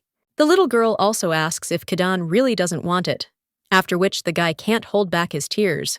He replies that he wants to play together today, tomorrow, and the day after tomorrow, as well as every day. The girl nods with a smile on her face. Kadan then slaps himself across the cheeks. He understands that he needs to admit that his actions were not revenge, but rather a farewell to life. And now is the moment when we need to protect her, even if we have to plunge into eternal sleep. The man wonders how long it will take Anju Rim to arrive, and whether he will be able to protect the girl until then. The little girl starts shaking things out of her bag, and claims that she brought something that can help. The man looked at all this and thought how this could help. But the little girl takes out another thing, and claims that there is also this. Within the territory of the Ice Clan, the defense of targets is reduced to -50, and the owner's defense is increased by 100. There is also a red subordination statistic that deactivates the Ice Clan's defense. There is also an absolute command ability and an attack with a certain chance that the user's attack will ignore the target's resistance to effects. The team before Togo is surprised and wonders if the Ice Clan's protection is really activated there, and if it will really completely ignore the protection, to which the little girl replies that it will. The girl also asks with a smirk on her face if she was able to help, to which the man replies that she is a good girl, but he still won't be able to use this item because it is tied to the user. Well, she won't have enough strength to break through Malikian's resistance, because she needs to get close enough to hit. The chance of activating red submission is very low and is approximately 8%. The little girl asks what it is, and her interlocutor replies that out of 100%, 92 will fail and only 8 will succeed. The girl repeats this again, and at that very moment they hear some kind of rumble. The guy understands that the monster is looking for them, and he uses space distortion to buy time. But it's only a matter of time, so they need to decide what to do quickly. Meanwhile, the monster is slowly blowing up the ship. He turns to the human child and asks if he is now afraid of plunging into eternal sleep, forgetting about redemption. And now he is hiding somewhere shaking in fear. So what kind of pathetic sight is this? At the same moment, the monster hears someone jumping behind him and wonders if he has come to say goodbye. Malikian, the guy wonders where his father's last gift is, but only activates his skills and then points the blade at the monster. He understands that the goal is a home run and then takes off, but when the monster is about to attack the guy, he jumps up and ends up behind him. The young man crosses his blades with the monster, who claims that the boy has become much faster. Malikian, he claims that this is amazing, because the child, who exudes the smell of rotten fish, surprisingly moves with astonishing speed and dexterity. But this is a talent of a frightening level. Well, his technique still remains superficial, so the master says what a fool the young man is. Viat's greatness, everything is futile. He then prepares to strike again, but the boy dodges, after which the monster directs another attack and claims that the speed of movement that no one can repeat, and with the destructive power of the sword of Viata, he seems invincible. After this, Kadan only smirks and turns away from the attack, which makes the monster surprised and wonders how he did it. A little while later, someone was interviewed. This man claimed that Kadan's mind had only 2 core skills. He awakened less than a year ago and has little experience, but he has surpassed all the best hunters in Korea. In just a few months, he broke into the top 5 thanks to his amazing stats and ability scores, and also an innate combat sense. And in addition, he has a monstrously enhancing buff called the Berserk skill, so Kadan is the undisputed ace, or the guild that is number 1. At this time, the guy deals a few more blows to the monster, and the latter asks how dare he do such a thing. But at the same moment, head-on Malikiana flies in with a snowball, and so when the red subjugation is activated, as well as resistance to debuffs. When the monster looks up, he sees the main character and asks if this is all the guy expected. The monster also says how funny it is, because even though this child has the power of a ruler, but what of it? It's like putting a pearl necklace on a pig, and it's a shame that his last hope has just collapsed. The monster swings his arm and claims that Viat's will soon be his. However, at the same moment, the main character starts throwing snowballs at the monster, and resistance to debuffs is again applied to it, and the monster thinks that this can't be true. The main character understands that if there is a chance to hit a small target, she needs to give up until she succeeds, after which the monster is again given resistance to debuffs. Malakin understands that he cannot allow himself to be hit any more times, so he needs to leave. But Kadan, standing in front of him, asks where he is going. At this time, the girl throws another duck, and the red subordination skill is activated, after which the master begins to see his master, and a message comes that the master's intrusion has been detected, and that the servant's protection has fallen asleep at the master's will. The monster is shocked, realizes that the states can't exist, and screams so that no one will look at him. Kadan at this time swings his sword and attacks the monster, after which he strikes him. Kadan also turns to Malakian and asks if he still smells like rotten fish, but the monster screams that this can't be, because some pathetic child really managed to defeat him. At the same moment, a message comes from the system that the achievement is unlocked, and they have defeated the last descendant of the Viata clan. And the Empire is given knowledge of the 12 styles of sword fighting by Viata. The boy then dispels his weapon and reflects on how difficult it was. When he approaches the baby, he sees that she has fallen asleep due to the loss of mana. He then picks her up and insists that she needs to be taken home. Well then, the guy himself almost closes his eyes, but sees the head of the guild in front of him, after which, with a smile on his face, he realizes that he is really flying and falls to the floor unconscious.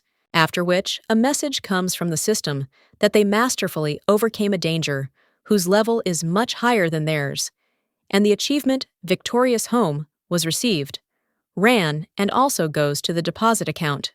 Kadan entered the top 3 of the rating. They are finished. Teddy Bear entered the top 1,000 rating. A little while later, a post appears on the Hunter's internet, saying that they believed in Kadan because the guy made it into the top 3.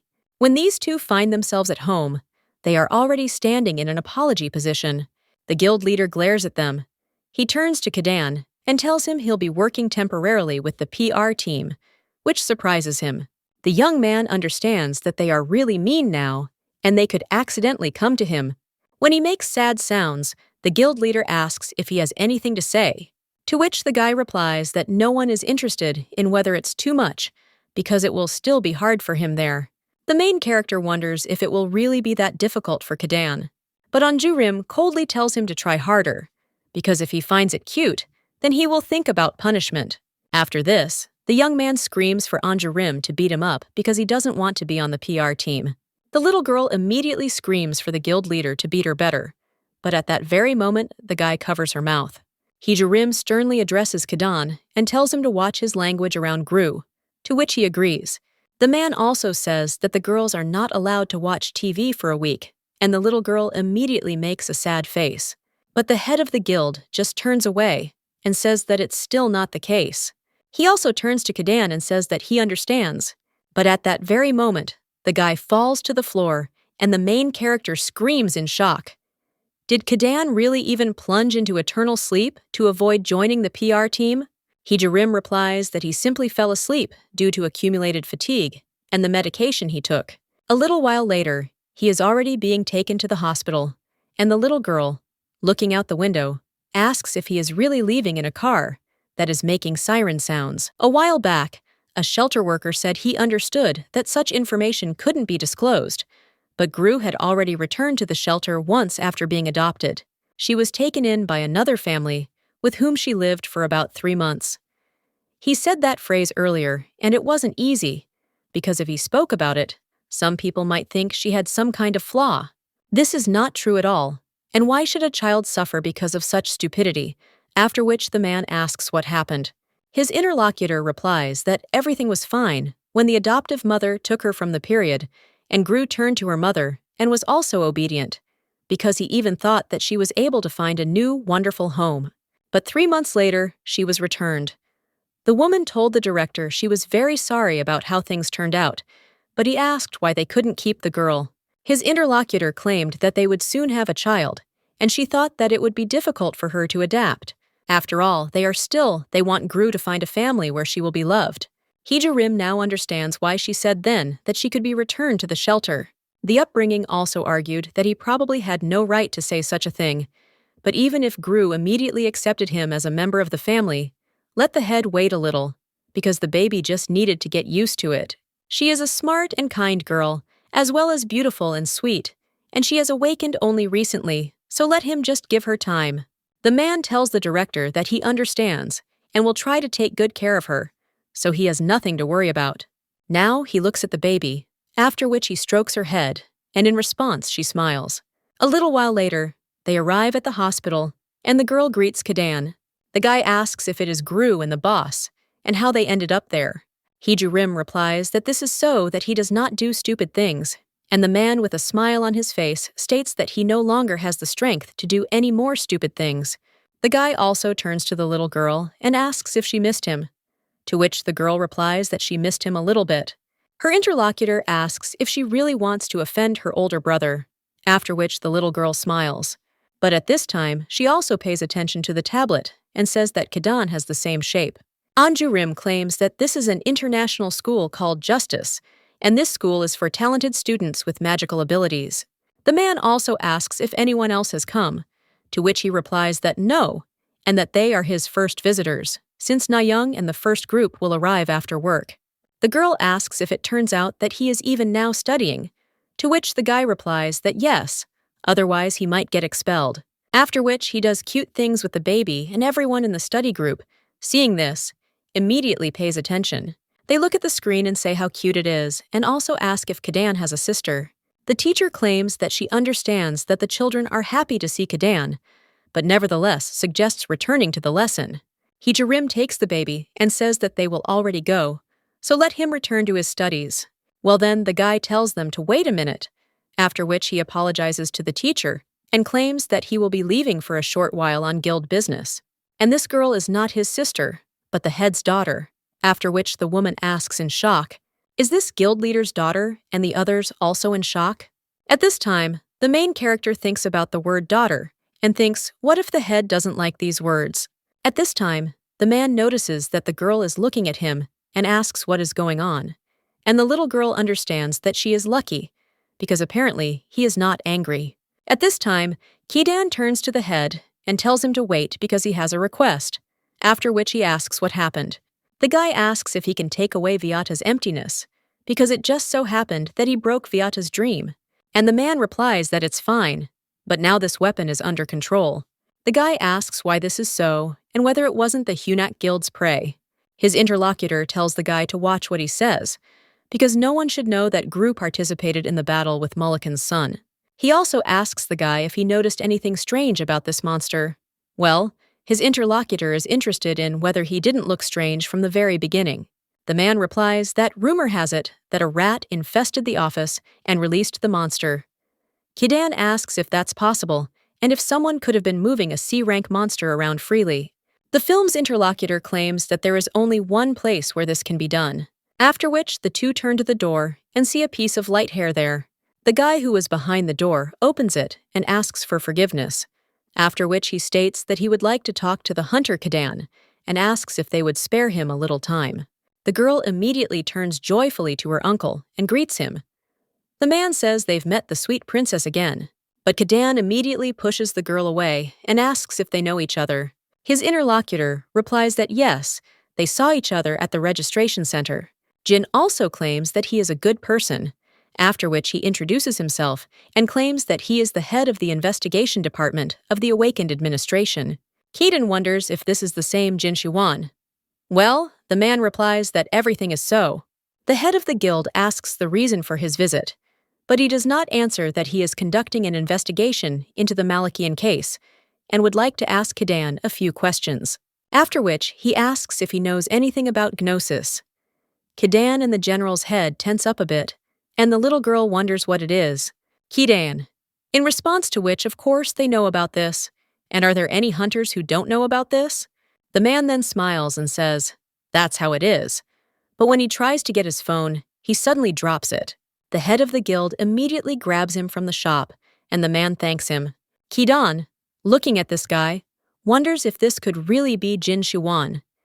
He's a former intelligence agent from a ruined country who immediately after arriving in Korea, he took second place in the hunter rankings, causing a stir in the hunting community. Rumors circulated for a long time about his activities before fleeing his home country. Hunter rating points are awarded for diving into the eternal sleep of monsters and in dungeons, and they can also be obtained for using skills.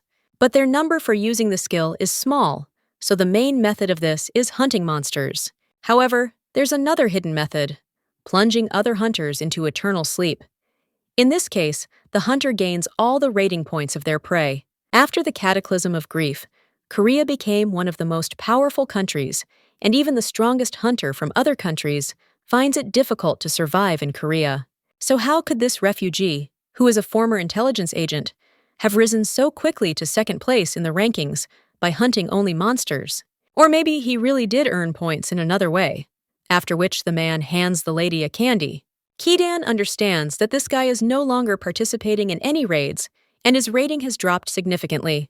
Jin states that they believe Malikian was mutated by the Gnosis infection and asks if he has noticed anything unusual.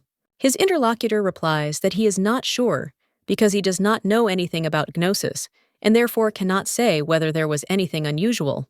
The blonde asks if he saw anyone else in the dungeon, but at that moment, the guild leader addresses him by name, and he claims that he has already told him everything he knows about the raid on Malikian, so why is he bothering his subordinate with his questions? He knows that the guy is a minor, and he is his guardian, and he won't receive any new information anyway. The man then claims that he is simply following instructions and apologizes if he disturbed them. The guild leader replies that he really did bother them, after which he apologizes again, and the main character asks her uncle who this Gnosis is and whether she is really bad. After this, Jin recalls Gnosis. A short time later, the woman approached Zhenya and insisted that she would give him a chance. If he wants to clear this place, he will have to spin her into eternal sleep. So let him pull the trigger. The guy looked at the woman with shaking hands, and she insisted that everything was merely the consequences of his own choices. At that very moment, the man heard a boy cry for help. The young man, with tears in his eyes, extended his hand to his uncle, but then he had no strength left.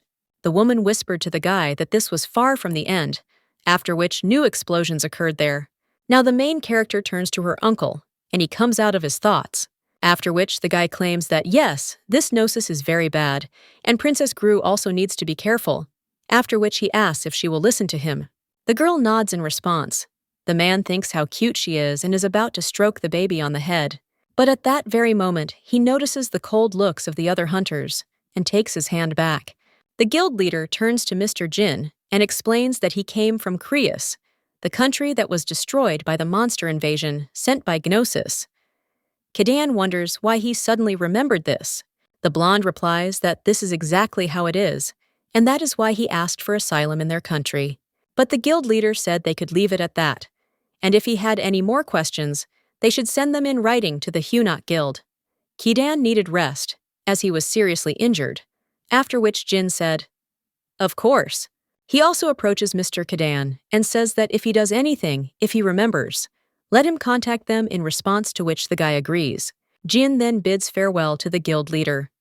Meanwhile, he also sees a notification that Anju Rim is considering where to hide his body after putting it into eternal slumber, and the Lord of the Icy Wastelands enjoys his body trembling with fear. Jin realizes that he accidentally read his mind and wonders if Anju Rim knows about his ability. The hunter's abilities are confidential information, but he had to reveal some of them when he sought asylum in Korea, and Anju Rim might have found out about it. The guy also realizes that for some reason there were 2 messages, and then he says that he will go, and the little girl waves goodbye to him. He also receives notifications that Han Gru is very sad about his so early departure, and that the Shard of the Overlord is watching him with interest. It also states that information about Han Gru is hidden behind an impenetrable veil. The boy realizes that the master is concealing his information using the object. He then summons Barrett. This creature forcibly opens the target's state window, expressing thoughts and feelings as indirect messages. The guy realizes that when he first met Gru at the Awakening Center, there was a massive magical failure, and that he really blocked the magic in the entire center to hide Gru's rank. He thought that it was beyond human power. But what if it was still possible? The guy understands that this is creepy, and it's better not to become an enemy of the guild leader. Although he's not very friendly now.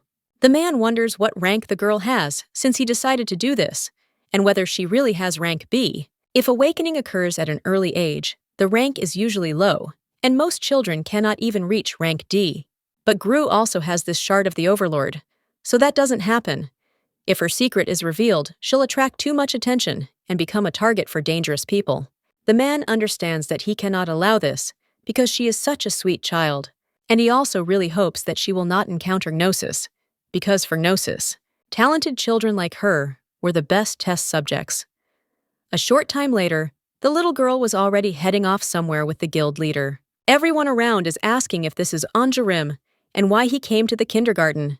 Last night, the girl said that she doesn't want to go to kindergarten anymore and she wants to become a hunter. Well, the man asked why so suddenly and whether she didn't like kindergarten, since she used to love going there. Gru replied that kindergarten is good, but she has a friend there who doesn't like her. The man realizes that everything is much more serious than he thought. The little girl says that when they play princess, she doesn't let her be a princess, and her interlocutor asks who she is forcing her to be and whether she is a servant. In response, the girl replies that she's forcing her to be a stable hand.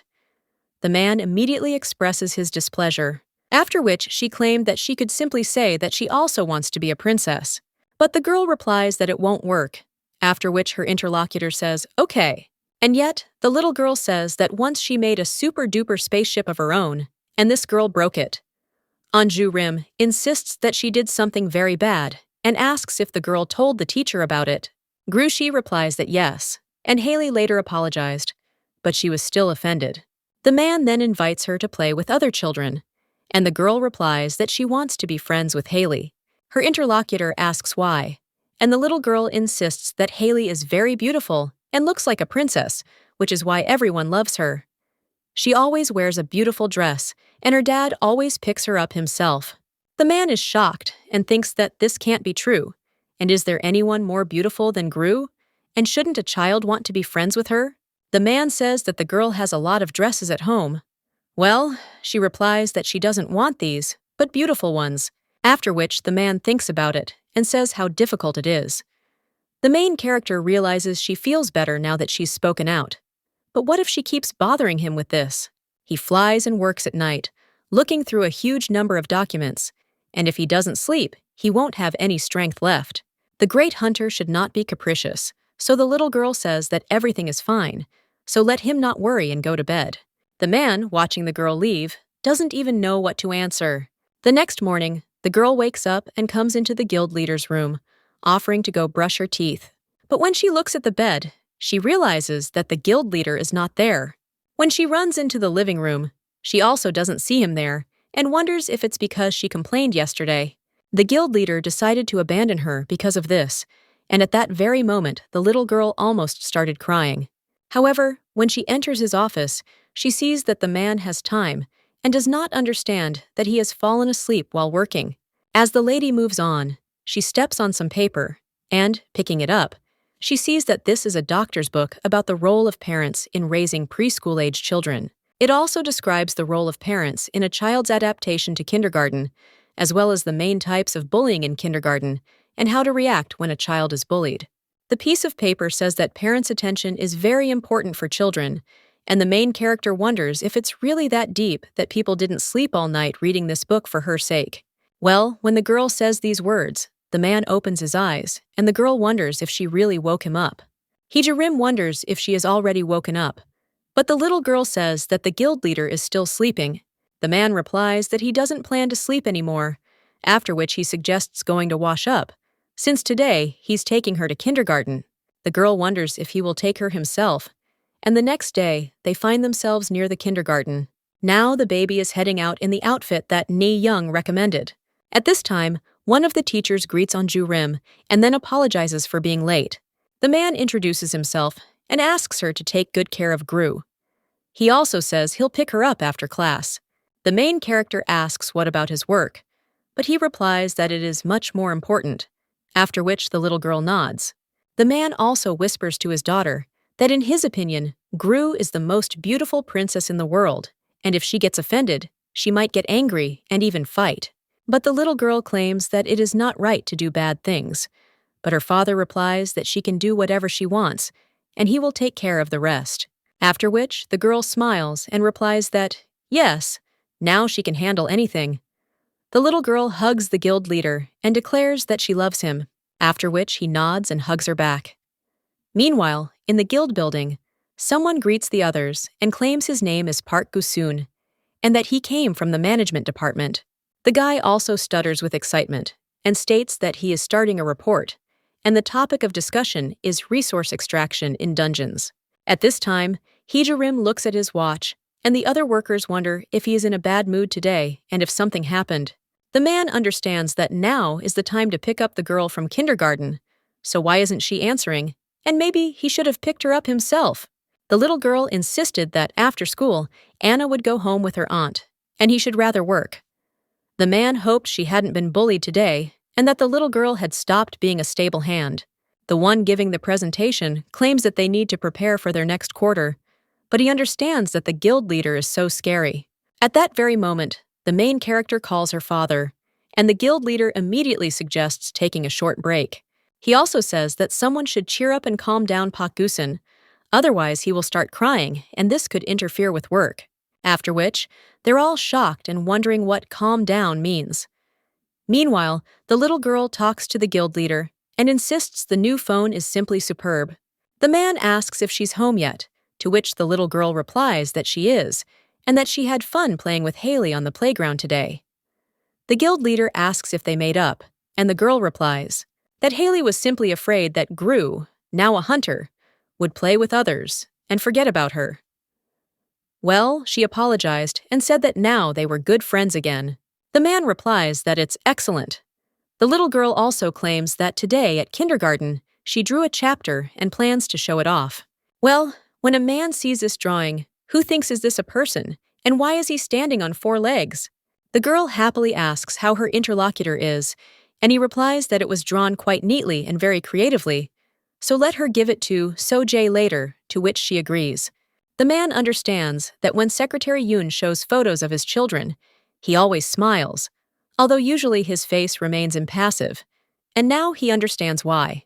He thinks even the coldest person couldn't resist such a petty thing, and he's ready to listen to her forever. Meanwhile, the little girl insists that today everyone was talking about what they did over the weekend. It turns out that her friend and others went to an amusement park, so she became jealous, and the man asks if she has never been to an amusement park. The girl replies no and asks what about the guild leader, and if he was there, whether he liked it there. The man understands that he didn't at all, because it's noisy, dirty, boring, and always full of children. Well, now he's just asking the little girl if she wants to go. The girl asks what he's talking about, and the man replies that they're going to an amusement park. A short time later, they find themselves there, and the little girl cries out with delight. She says that this is the land of mechanical dinosaurs, and then runs towards them. Anju Rim understands that everything is going well, and he had to cast several protective spells to keep from going crazy from this noise. But he thinks that it was worth it because the baby looks very happy. The girl sees the dinosaur hunter princess, and the man wonders what the hell is going on. Gru approaches the princess and asks to take a photo of them, to which he agrees. Then the little girl rides the rides and watches various shows. A little while later, Anju Rim asks the little girl if she wants anything to eat, but she replies that she's full. Then he asks where they should go, and the little girl points to one place and insists that's where she wants to go. The man asks where, after which the girl indicates she wants to go to the maze. Gru realizes she saw it on a blog about an amusement park. There was a question about whether it's tiring to play with hyperactive children, so they suggested parents send their restless children on a treasure hunt program, bookable in the service area. This program would allow parents to enjoy a break from their children while their children could immerse themselves in a world of exciting entertainment. They say that the owner even donated his personal collection of toys, which he had collected throughout his life, so that children could play with them in the play area. But unfortunately, the program only runs for a month, so they strongly recommend not to miss the opportunity to visit it. The little girl understands that it is quite difficult for adults to play with children all day, so she thinks that this is a good opportunity to give the head of the guild a little rest, and she needs to take care of the parent too. After which they go there, and the park employee tells the dinosaurs participating in the treasure hunt to stand in line there. She also states that they need to collect 5 seals to get the treasure, and they are hidden everywhere, so let the dinosaurs be careful and look for them carefully. The man wonders if they really have to shove that word everywhere they can. Meanwhile, the main character watches the children and realizes there's a lot of competition. But everything is fine, because she's a C-rank hunter and has carefully prepared everything she needs for today. When the baby approaches with her father, the woman greets the child and asks how old she is. After all, only children aged 5 to 10 are allowed there, and the main character is shocked. She realizes she needs a lot of sleep to become 5 years old, even though she only remembers being 4. The man claims that she will be 5 years old this year, but her birthday is in winter. That's why she looks so small. And the woman says that's how it is. After which he tells the cute, beautiful dinosaur to stand in line there. And the girl immediately happily heads to the line. The woman points to the waiting room and insists that his parents can wait there, so he should go there. The man, meanwhile, notices the awakening and wonders why they were assigned to guard this place. But then she realizes it doesn't matter, because the little girl will call him if anything happens. The woman tells the children that from now on, they have 15 minutes to search for treasure. Inside these capsules, there will be toys or notes, so they should look carefully. The little girl immediately answers that yes, and a little while later, she is already approaching the start of the competition, where one of the guys asks where to start, and the other suggests going to the ball maze first. The main character thinks how funny these kids are, and then takes a magnifying glass out of her backpack. She understands, according to information from the blog, real toys contain second-rate magic stones, so finding them will be easy. After which the girl understands that she needs to look, and looking stupid, she sees something sparkling. The baby wonders if this reward is really in the wall and never gets close to it. Notices that there is a glass wall there, after which the little girl is going to take the ball. But suddenly, someone steals it right out from under her hands, and it turns out to be another boy. The main character claims she found the ball, but the boy insists he grabbed it first. Gru screams that she found it first, and she should take it, but the boy only raises his hand, wondering if she can reach it. The guy also asks her dryly if it's her, but she can't help it, as she's like a chickpea sprout. The main character is left with nothing, and the boy runs to the teacher, claiming he's found the treasure. The main character is shocked, wondering if he really just called her a raccoon sprout, but then she realizes she can find something else. She then takes something else out of her purse and realizes she wasn't planning on using it, but she'll have to anyway. Afterwards, the girl follows her son with a cart of toys and continues searching for treasure. She also looks at the 2 boys and thinks they should just wait, because she'll show them where the crayfish hibernate. The ladies also notice a bright light coming from one place, and then head there. One of the boys says she's going to the girls' restroom. The little girl thinks they're such idiots, and it serves them right. When the lady goes inside, she looks around and realizes there's no one there. The girl also realizes the light is coming from the toilet cistern, but wonders why the treasure was hidden in such a place. She realizes that to find the treasure, she needs to remove the watch.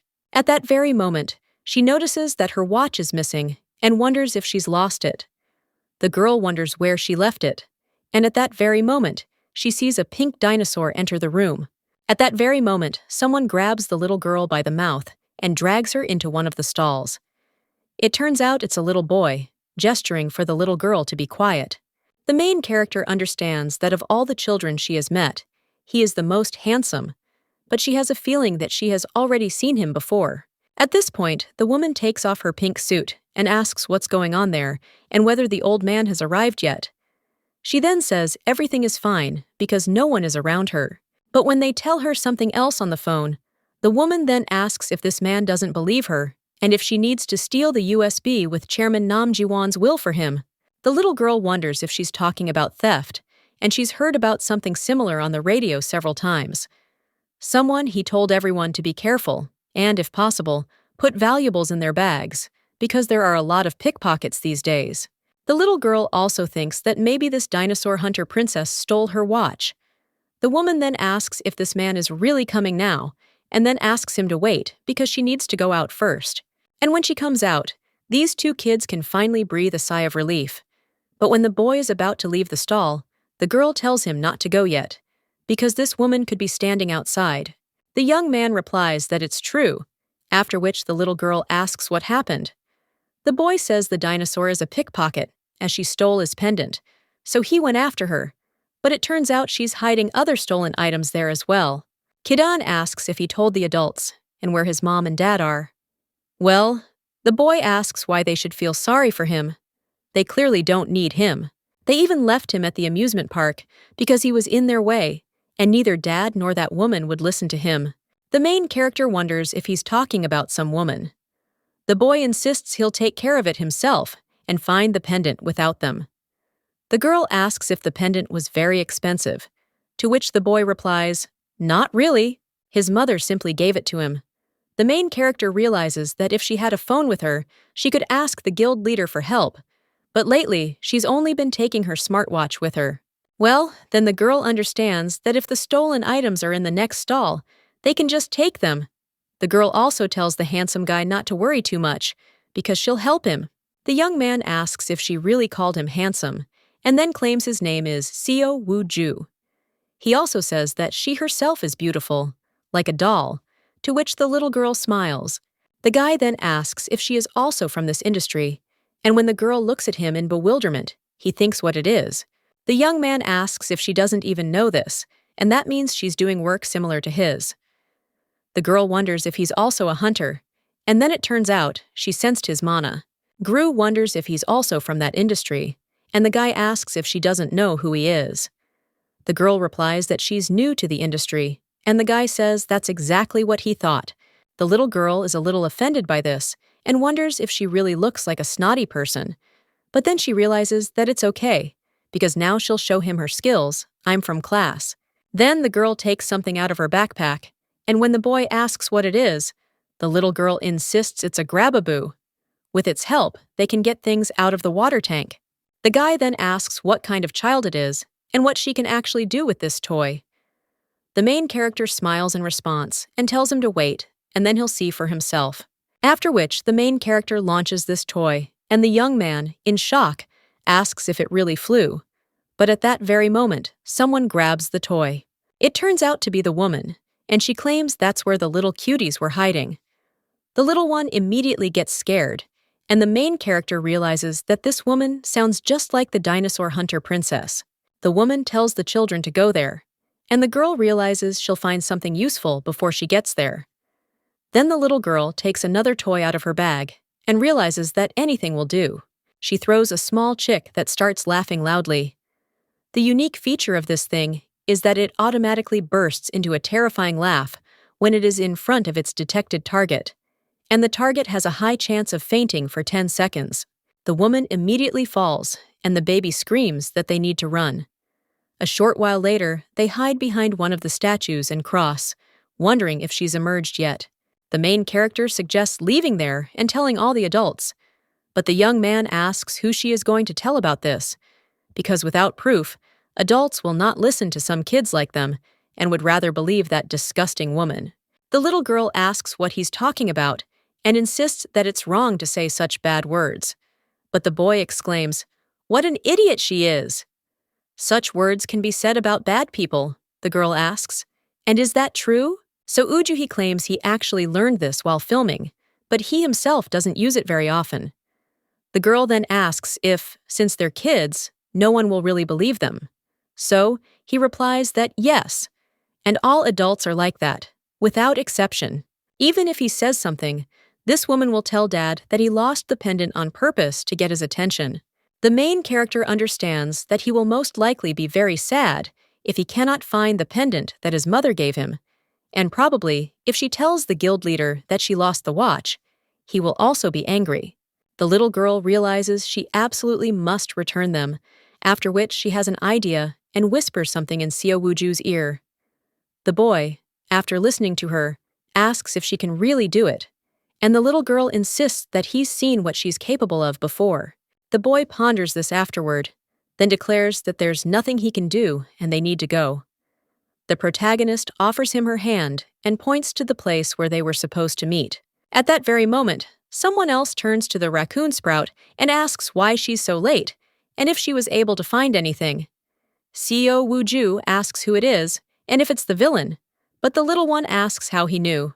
The boy replies that his appearance gave him away, and his companion exclaims in shock, asking what he's talking about. The protagonist realizes that Uju is judging people by their appearance. At that moment, the boy with blonde hair is about to hit the young man, but he deftly dodges, after which he takes the girl by the hand and says that they need to go. His companion yells at him to wait, but the boy moves on, and then they see the woman running the quest. However, when the two get closer, they also see a woman with green hair. The woman running the quest addresses the little dinosaurs and tells them it's time to get ready, so they should line up over there. The main character wonders why she's standing next to this vile woman and what they should do.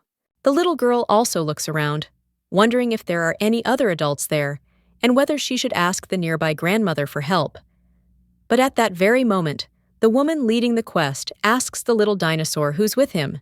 At this time, the main character sees the green-haired lady's grin, which frightens her, and she understands that the first thing she needs to do is run. The young man immediately takes off his cap and, with a smile on his face, asks the teacher if he realizes they've managed to find a huge treasure in the restroom. The woman asks what he's talking about. At that very moment, one of the boys points out that this is Seo Wooju, the young man who played in the game called the King and the Shooting Star. The boy immediately replies that it's him, after which everyone asks for his autograph.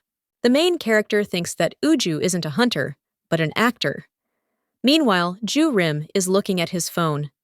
Andre is excited about the parenting community, but when he enters his name, he sees it's already taken. The man wonders why people register in this community under a different name, and when he tries to take the name of his company or the name of his friends, they all turn out to be taken. The man also thinks of a person's name he hasn't used yet and remembers Nayoung. However, he realizes that men shouldn't use women's names in the community, and that name is probably already registered. But at the same time, he's irritated by another message stating that the representative wants to have dinner together for this anniversary. Furthermore, the chairman is very interested in his adopted granddaughter and wants her to join the dinner as well. Anju Rim writes to him asking him to repeat the sentence and whose granddaughter he's talking about. His interlocutor apologizes if this caused him discomfort and asserts that he won't write like that again. His interlocutor claims he can inform the chairman that this number was blocked by Anju Rim, after which he does just that and puts the phone aside. But at that very moment, the man notices the magical energy and realizes that he has already felt it twice. The first time, it belonged to Gru, but he doesn't understand who it belonged to the second time. There were no warnings of danger, and because of the sensory blocking patch, he can't tell if it has occurred. Well, at that very moment, someone screams out that their Gyuhan suddenly stopped moving and asks what he means and whether he is talking about the blonde girl. At that moment, Anju Rim removes his stitching spell bandage and realizes he should go. While everyone's attention is focused on Seo Wooju, the woman says the dinosaurs should line up. The main character understands that as long as all these people are gathered there, they will not be able to do anything to them. But the chips and cart should quickly bring the stolen things from the toilet so that she can use them to bait the criminal. The woman leading the test turns to the dinosaurs and tells them to wait a minute, because Uju seemed to want to say something to the teacher, and she asks if he would like to go with the teacher to a more secluded and quiet place. But the young man asks where, to which the woman replies, "Anywhere," because he wanted to tell the teacher something. At that moment, the little girl screams for the boy to look quickly, because the treasure is already there. The two look at the little girl and think what a terrible game this is. But when they turn in the direction the girl is pointing, they actually see treasure in the cart. The kids immediately scream, "What's that bloody mess?" and head towards it. But the woman with green hair screams for these little rascals not to touch it, after which she tries to catch these kids and get to the cart first. Well, as soon as these two touch the cart, a skill called hibiscus flower is activated. On anyone who dared to touch the owner's things without his consent was given a paralysis effect for 30 minutes. So Uju claims that it really worked, and the main character understands that it is, after all, a thief catcher created by the C-rank crafter hunter himself. The baby also turns to Uju and offers to go, but the boy tells her to be careful because someone is coming from behind her. At that moment, the man lifts the baby into his arms. A short time later, Anju Rim arrives. He realizes that Gru is gone, as is the employee who accompanied her. He then sees the girl's watch in the cart and picks it up. One of the park workers says that he cannot take things from there until they conduct an inspection. But the man at the same moment grabs his radio and, taking off his cap, says that this is Anju Rim from Hunak. He claims that a 4-year-old girl has recently gone missing, so they should immediately evacuate all visitors from there and establish complete control over all entrances and exits of the amusement park. From this moment on, no one will leave this place until the child is found, and if they do not follow the instructions, he will perform the operation himself. The man returns the radio and says that they can be sure of this because Anju Rim is in front of them. However, when the guy wants to say something else, the elderly woman tells him to do as this guy wants to see this child actually fulfill his promise. The woman also addresses Anju Rim and insists that he hasn't changed at all. He apologizes but claims he has no time for formalities now. The president replies that yes, she understands the situation, so they can postpone it until later. Then they announce over the radio that communications will be temporarily blocked for security checks, so they ask visitors to be understanding. They are currently searching for Han Gru and, consequently, a 4-year-old girl of mixed ethnicity with blonde hair.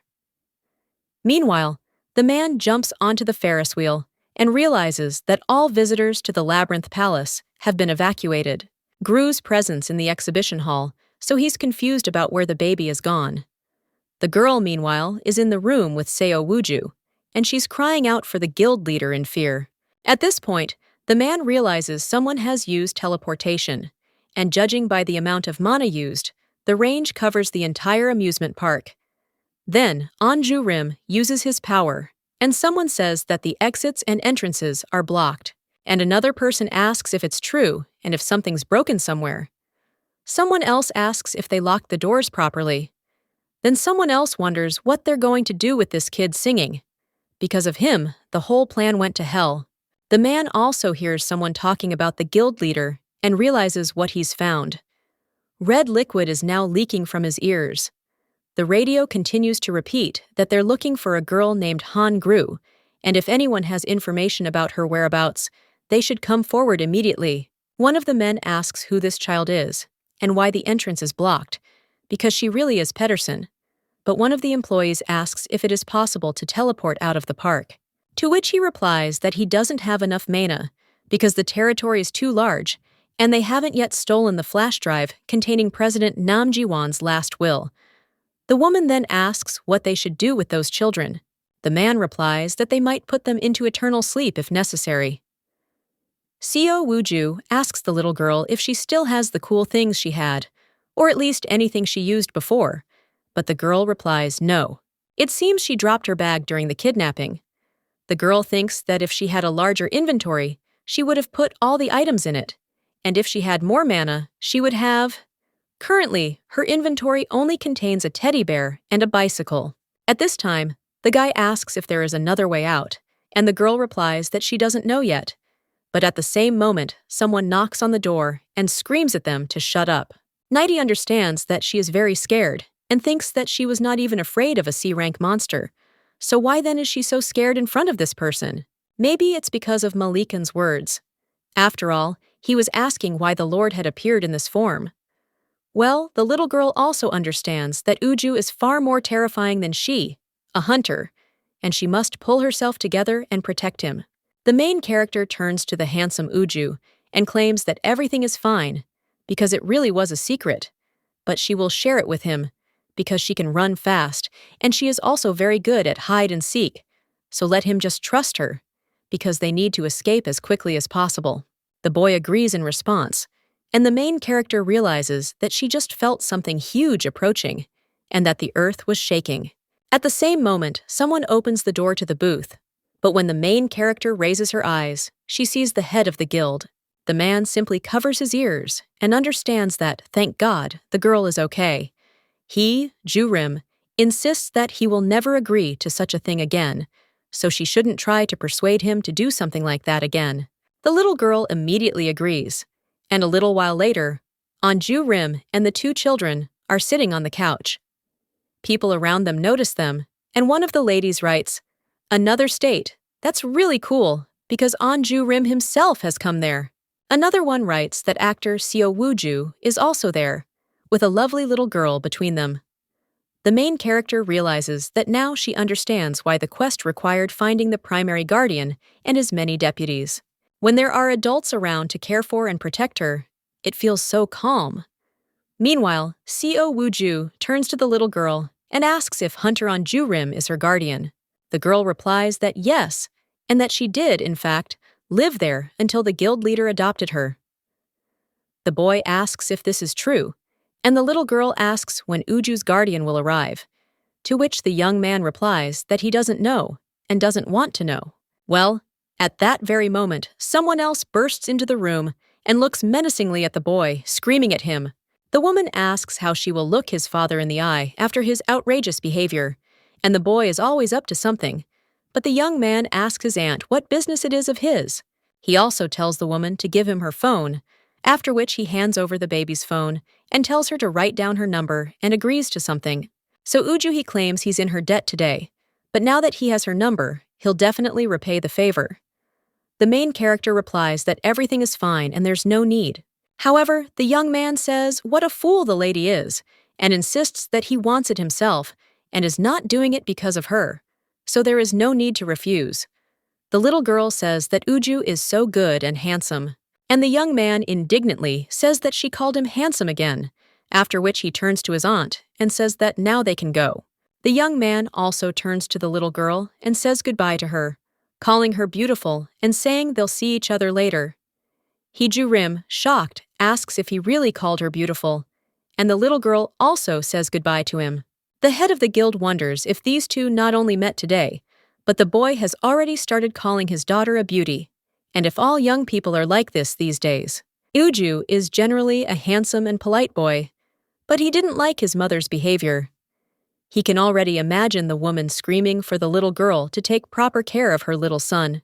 He also imagines the hard life and conflict between his mother-in-law and daughter-in-law, and then thinks it's simply awful.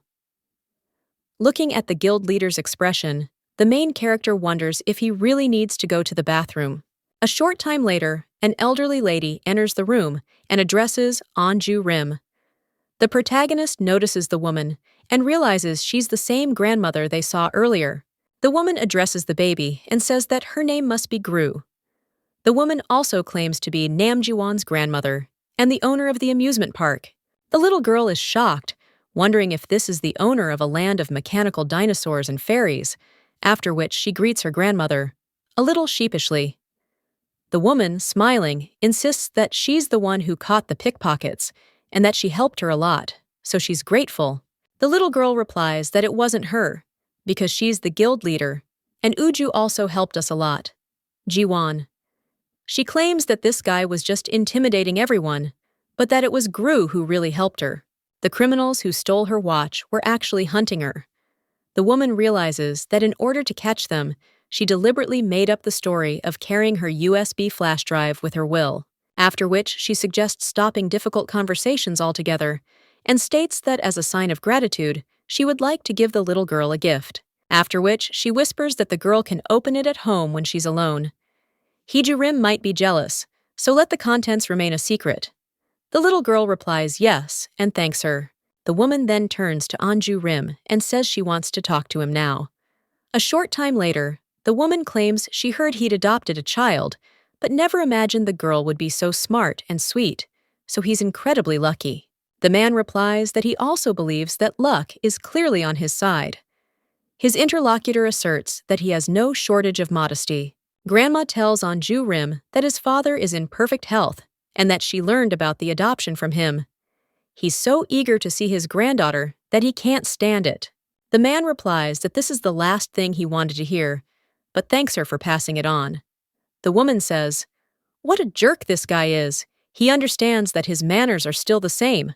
The guild leader says that Mrs. Nam, the chairman, once remarked that his face looked as if he was destined to be a boor from birth, and the woman insists that she meant that he lives up to his appearance, which is, in fact, the absolute truth. Nam Jiwon understands that soon after Anju Rim's birth, his mother died in an accident, and Chairman An made a lot of efforts to ensure that no one even thought of saying that the child was growing up a street child due to a lack of maternal love. The woman also thinks how something like this could happen to such a loving, happy family, after which she says that whether Anju Rim wants it or not, the family is what will stay with him, so he shouldn't so persistently reject the resources that are already in his hands. Now he has more responsibility too, and maybe he should have a proper talk with his father. She's sure of it. However, the man interrupts the chairwoman and says that since she's finished, they should probably go, because Gru needs to rest too. He also says that if they continue talking about this, he might say something too much. The women claim that back in school, he so sweetly called him Auntie, but now he so coldly calls him Ms. Chairman. She also says what a heartless boy he is, after which the woman says, "Okay, they'll see each other again some other time when they have the chance." The main character replies that yes, and she'll definitely help next time too. The woman says, "What a lovely girl this is, and she's simply a sight for sore eyes." He pulls his daughter closer to him and tells her he knows, after which they leave. The chairwoman realizes this guy is the most insensitive and distant child in the family. He has hardly changed, and now he truly values his daughter, which is why the chairman is so restless with curiosity. At this point, the main character thinks about the guild leader's father and realizes that a guild leader must have a family, but she's never heard of one or met any of his family, so she never even considered whether she even had one. The girl also understands that she is interested in what the guild leader's father is like and whether he really looks like the leader. The little girl thinks that he is probably already a grandfather, so he most likely has a mustache, and then she thinks that she is a little jealous. The little girl realizes that she is curious about what it would be like to have a real family, and she doesn't even know if she will be able to find her biological mom and dad. Lydia turns to the park and understands that if she can earn more, and if she has enough money so that her mom and dad want to live with her, then they can be reunited again. Mom and dad most likely won't be able to live in the guild leader's house with Gru, but then the little girl understands that she will earn just enough to buy a house for the family. The girl also understands that there were ads on the onion market looking for people, and when she gets rich, she will seriously take up the search for them and will definitely find her mom and dad on her own. A little while later, the girl is already in her room and fills the bottles with artifacts, after which she uses her kneading and sculpting ability. Then the girl realizes that she has succeeded and understands that there is no longer that Gru who puffed over a single bottle, because her skill has grown by as much as 2 ranks, and now she can produce anything in bulk. And now she can also make Brang's restorative potions. The girl holds one in her hands and realizes it heals wounds and restores stamina. Higher-ranked hunters mostly buy B-rank potions, so she will earn a lot of money. The resulting C-rank potion at Hunter Market. The girl examines one of the potions and reads that it's excellent, and also realizes that it has a strange word added at the beginning, but that's okay. A short time later, the little girl receives a notification on her phone stating that the client's information is completely encrypted and the agency does not have access to her personal data. She also received notifications that auction registration was closing soon and was asked to complete her item registration by October 30th. And the final message stated that the proceeds from the sale of the superior syrup, 10 million won, had been credited. The main character is spinning around and realizes that she has money, and it's not just onion coins, but real money. The girl understands that she will earn her own pocket money, and she thinks how good it is that the head of the guild opened a mobile phone account for her, even if it is not in her name yet. The girl realizes this is wonderful, and it's time to evolve, because she'll create something new. A little while later, the little one gets to work and realizes this is the day she's been waiting for. She recently learned that, unlike ordinary objects from which nothing can be extracted, star candy can be extracted from duck tongs. If she manages to extract the core from the duck tongs dungeon again, she might be able to create 2 pairs of them. The girl also understands that until now, she has suffered continuous failures due to a low level of skill proficiency, but today everything will be different, and she improves the skill with care points, after which the rank of the pull skill changes, and the girl takes out an item from the chips. Well, when she looks at her hands, she realizes they're not star candies and wonders what they are.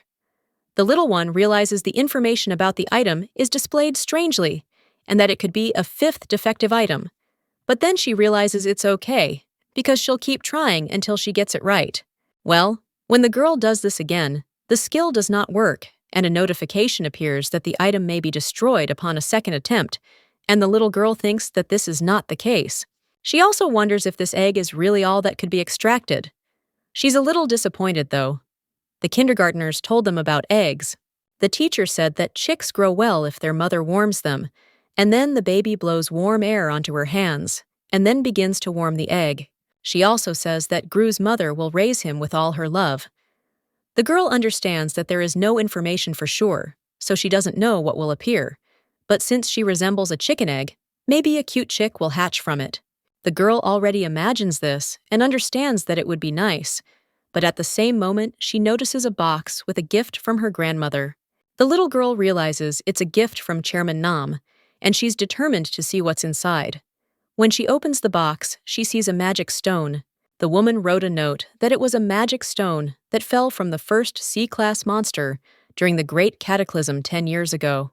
If she puts it up for auction, which will open soon, she can get a good amount for it. And since she will be putting it up for auction, she can also look at the auction itself, and, if she wants, let her invite Anju Rim to go together. The little girl thinks about the auction and realizes that a message has arrived, asking her to register an item for auction. The girl also thinks how much she can get for it, and maybe it is worth a fortune, and what if it costs 20 million won? Then, if you add up the money your son has saved, it should be enough to find his mom and dad, and there will still be some left over. The lady realizes she needs to contact the auction house first, and a short time later, she approaches her father. The protagonist also considers asking the guild leader to accompany her to the auction, but she also understands that the chairman said that the contents of the gift are a secret, so she doesn't even know where to start the conversation, after which the girl approaches him, and the man immediately takes the baby in his arms and also says that if he bites her, there will be big problems, but she is so soft, just like mochi. He then squeezes the lady's cheeks, and the girl replies that she can't sing, because if he bites her, it will hurt. The man asks if she knows what a bite feels like, after which the girl shakes her head. Anju Rim, he replies that they'll find out if it hurts once he bites, after which the man opens his mouth. At that very moment, the baby jumps out of his arms and declares that she's protesting and down with the dictatorship. Anju Rim asks where she constantly learns these strange words, since she doesn't even know what they mean. But the girl only looks at her father, offended, after which he leans over and lies down on her. But at that very moment, the baby screams that she can't do that, because her baby will get hurt. The man, shocked, asks her what she's talking about, after which, the lady looks at the egg and says her heart is pounding. Her companion replies that his feels like it's about to jump out. The man points to the egg and asks what it is and whether she really took it out of the refrigerator. But the girl replies that it is her baby. The machine thinks that maybe it's time to explain to her the well-known fact that an egg can't be a human child. Or maybe she should follow the advice from her mother's cafe and not limit a child's imagination, after which the man is going to take this egg in his hand. But when he approaches it, he suddenly feels that a sudden pain has passed through his body, and he wonders if this is really a phantom pain. The man also wonders if he felt phantom pain through the gloves, which are unique Class C armor, and this simply cannot be, or one might say should not be, after which he understands that he needs to check again, and tells Gru to wait a minute. But at the same moment, the baby's phone is gone, and the girl hides the egg in her pocket, and then picks up the phone. She greets her interlocutor with a serious face and also says that she is listening, after which the man wonders if she is really parodying him. The man on the other end of the line also greets the girl and claims it's Uju and asks if she didn't save his number. The main character replies that she did, as she responded to his messages yesterday, and the guy says, "Okay, if she saved it, that's good." The young man also claims he wanted to know how she was doing with her schedule, and the little girl claims she has 7 sketchbooks. So the young man replies that he's talking to me about drawing and the schedule and asks if she has a job. The main character understands that he probably means the job of a hunter, after which she replies that there is none, and the guy says that he knew it, after which he offers to come to his filming the day after tomorrow, because it is important for newcomers to go everywhere and meet new people.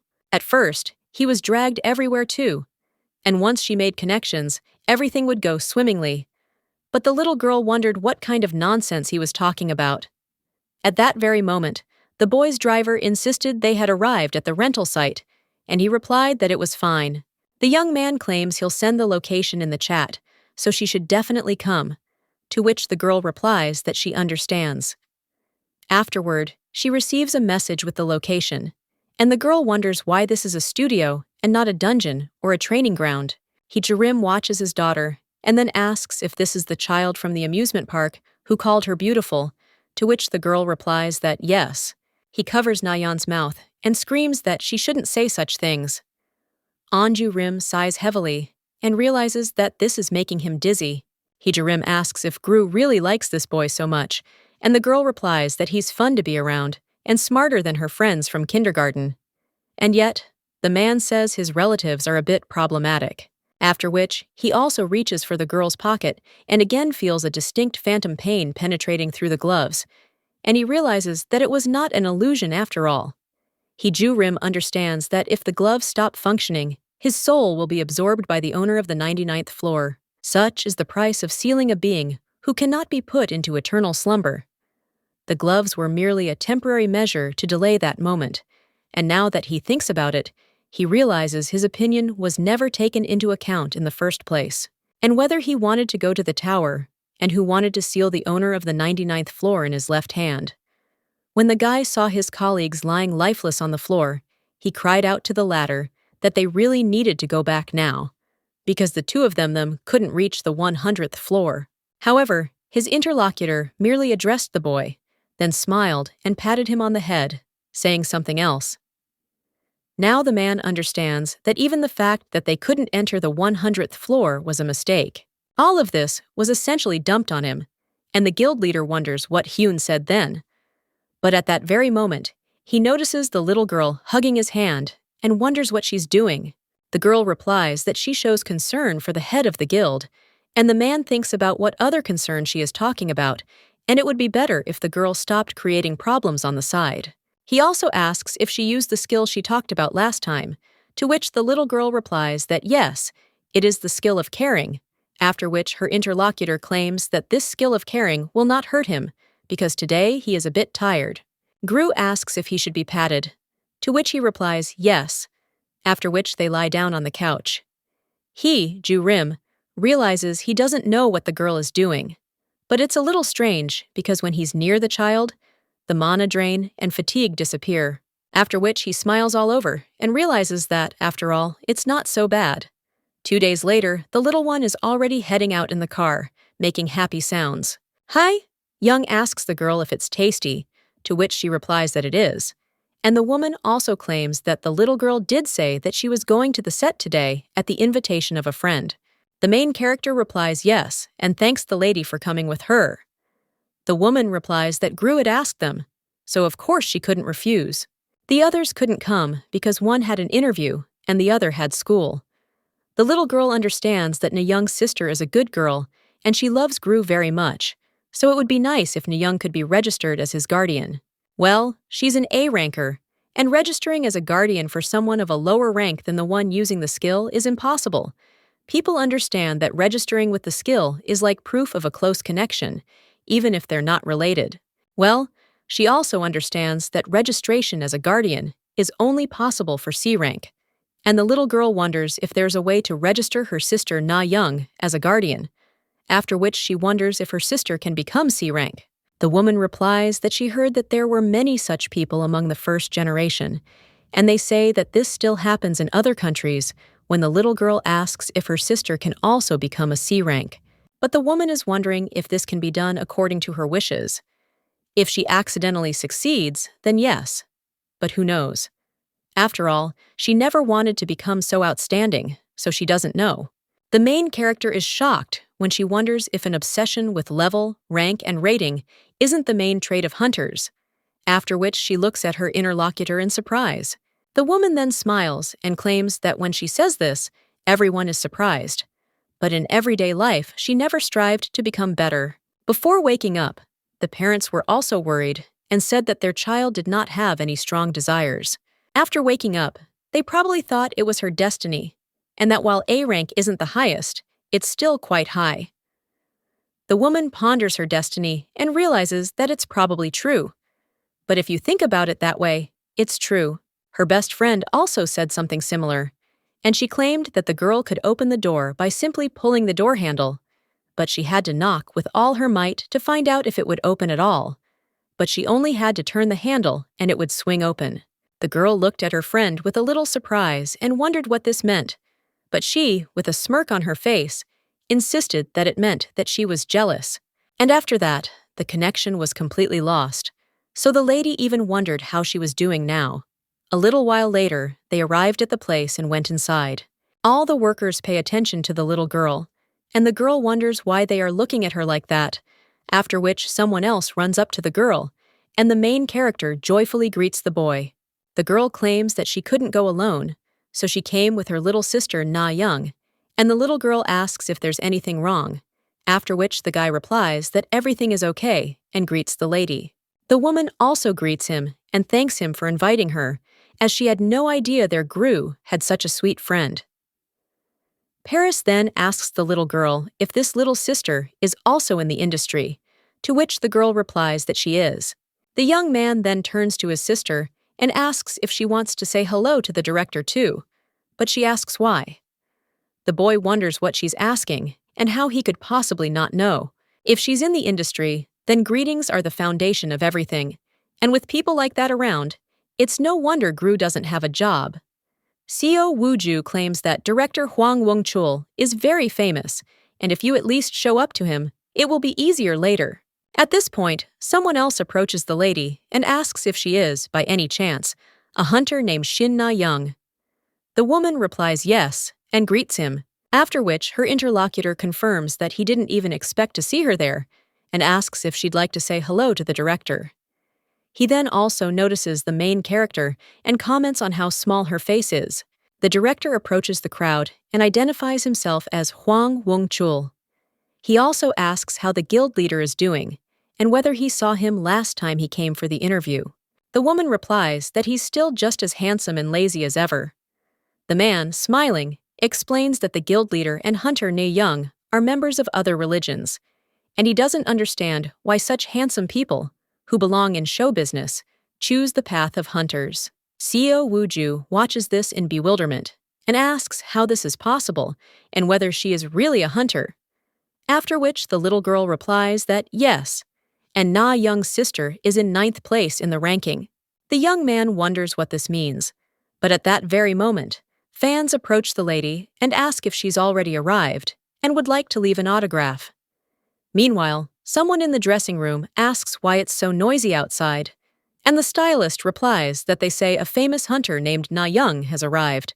The woman immediately gets up from her seat, and her makeup artist screams that the preparations are not finished yet, but the woman just runs away and thinks that this cannot be, because that is why she came there.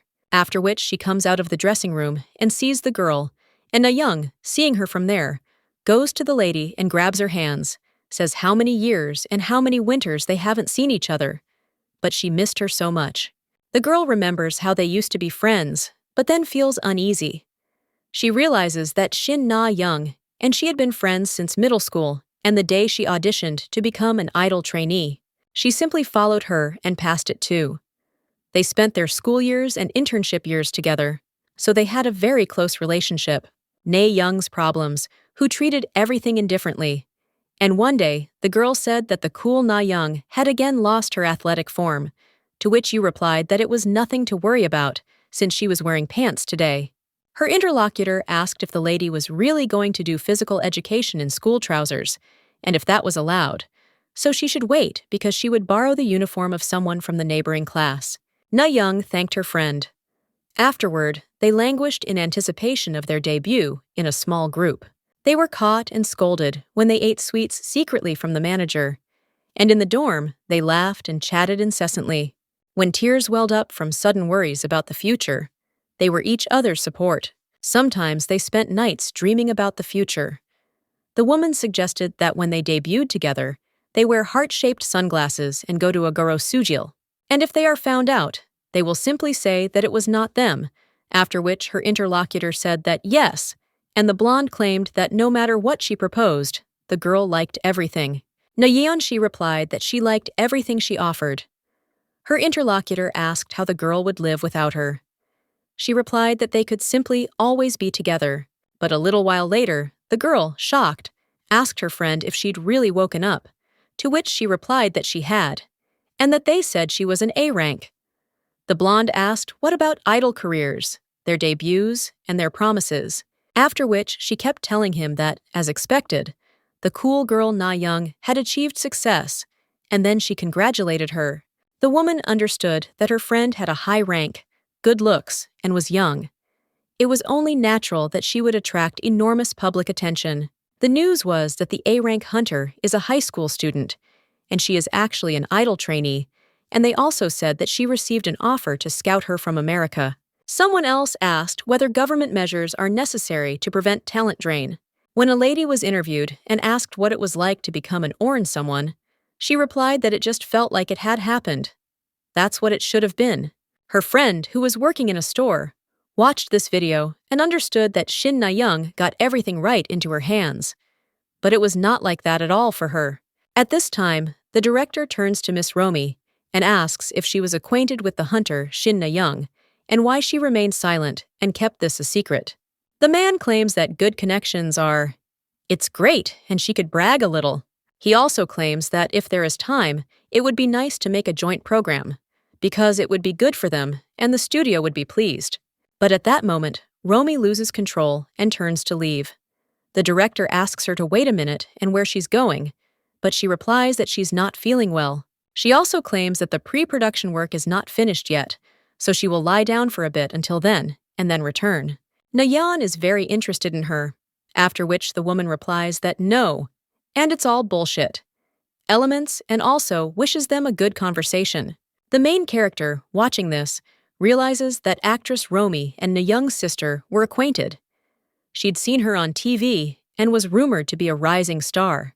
At the same moment, the baby hears something vibrating in her bag, and when she looks there, he understands that I have an egg, and also wonders why it behaves this way. It started when they met the actress Romy. At this time, the young man turns to the little girl and asks if Nayeon's sister is the hunter, and the girl replies that yes, and she just said that she is from the same industry, and then the guy asks if they were talking about hunters and not actors. He also wonders if the little girl is really a hunter too, and the girl, pride, takes out her license, and the young man understands that this is it, that the conversation really did seem awkward to him, and plus, she so calmly used objects that clearly belonged to the awakened one. So the boy wonders why he didn't notice, and how embarrassing it is, after which he claims he's going to throw up. The main character immediately grabs his hand and cries out that he needs to go to the bathroom quickly, but he replies that everything is fine. The little girl turns to her sister Na-young and says that they will go to the toilet and will be back soon. They agree to something, and the girl asks where the toilet is, to which the boy replies that it is right down the hall, after which they head there. Romy slams her hands on the table and screams Shin Na-young's name. She wonders why the girl appeared now, and why in front of director Hwang Woong-chul. After all, she'd been waiting for this day and this chance so long. Romy thinks the girl has probably come back to ruin everything, and that her friend is taking everything she's trying to get. Then the woman looks at her phone and realizes there's still one more option. She also grabs her phone and writes to the teacher that this girl came to the set and also asks what she should do and asks for help. The woman waits for an answer with tears in her eyes. The teacher replies that it's an unfortunate coincidence and asks if she needs help, to which the woman replies yes, and the teacher asks how he can help her. The teacher claims that she already said earlier that there is always a way and the girl is not yet mature, but she can lend her strength for a while. Romy wonders what she can do if the teacher lends her strength, but something replies that the girl will be able to do whatever she wants. For example, to make it so that that child never appears in front of her again, and the lady at the same moment screams that she wants to do this, and also asks the teacher to lend her power.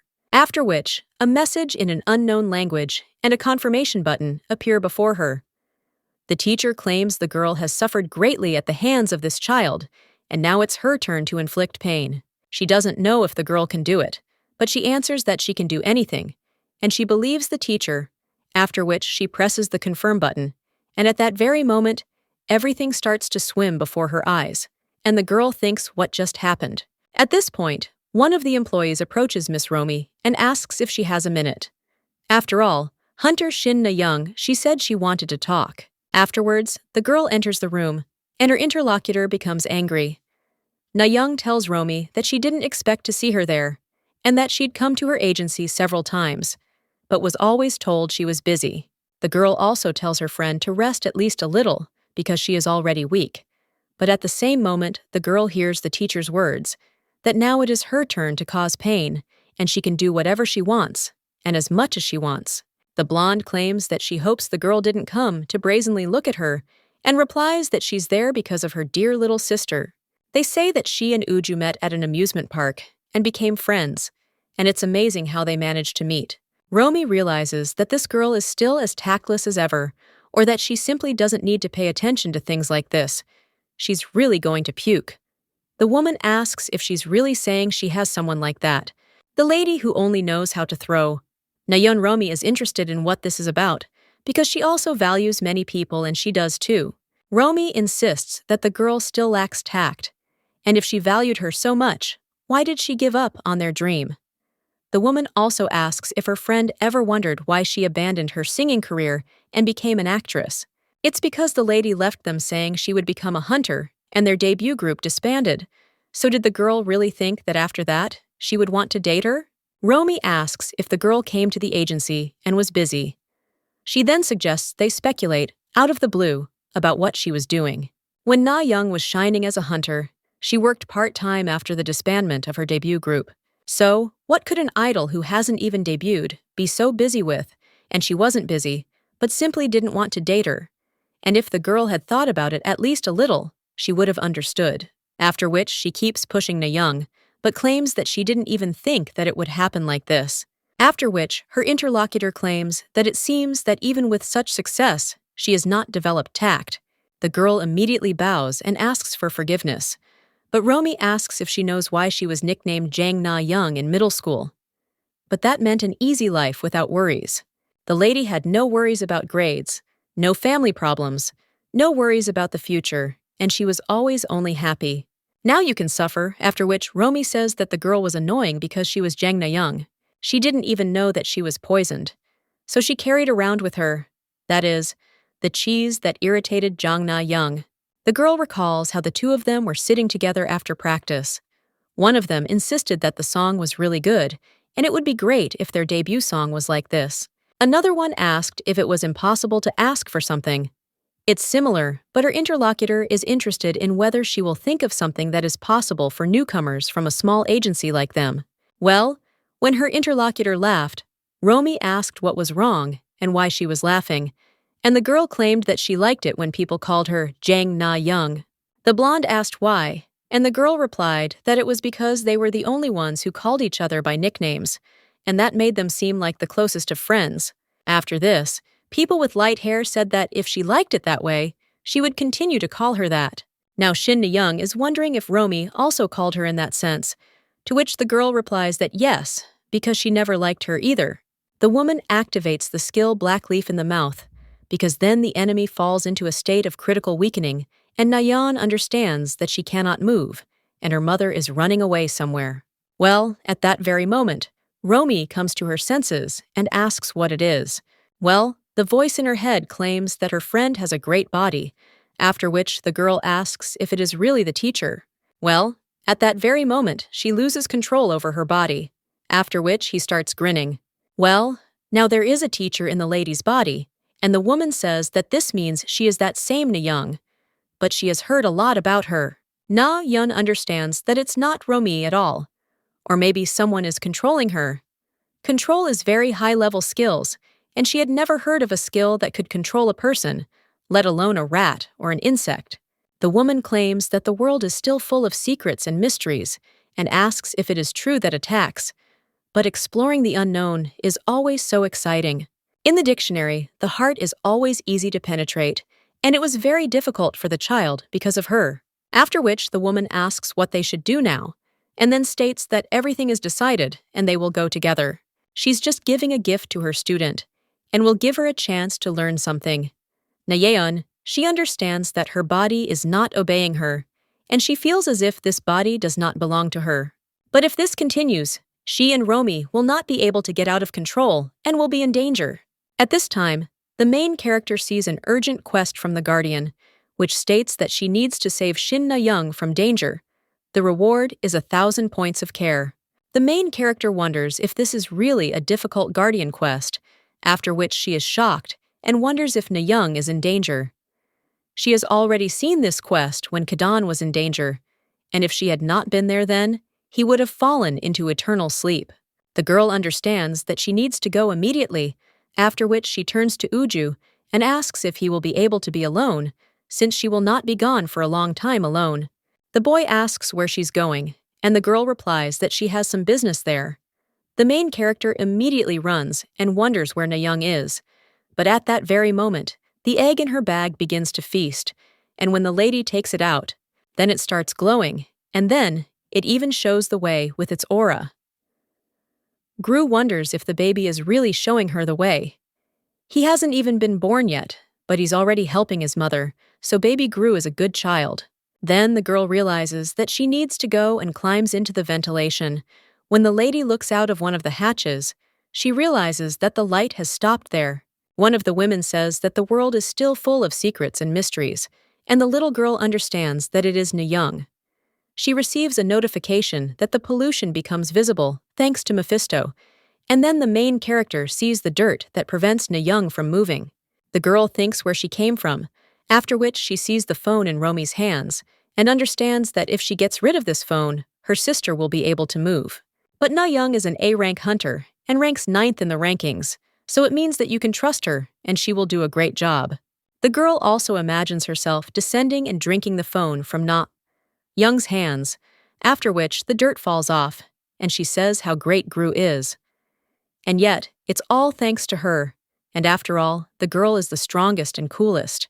The main character understands that this is it, and is about to jump from the ventilation, but suddenly wonders if she will be able to do it, since it is quite high up there. After which, the little girl imagines herself falling and realizes she might not succeed. At that very moment, one of the women says it's decided, and they'll go together. The main character realizes the phone is drifting away from the ventilation shaft.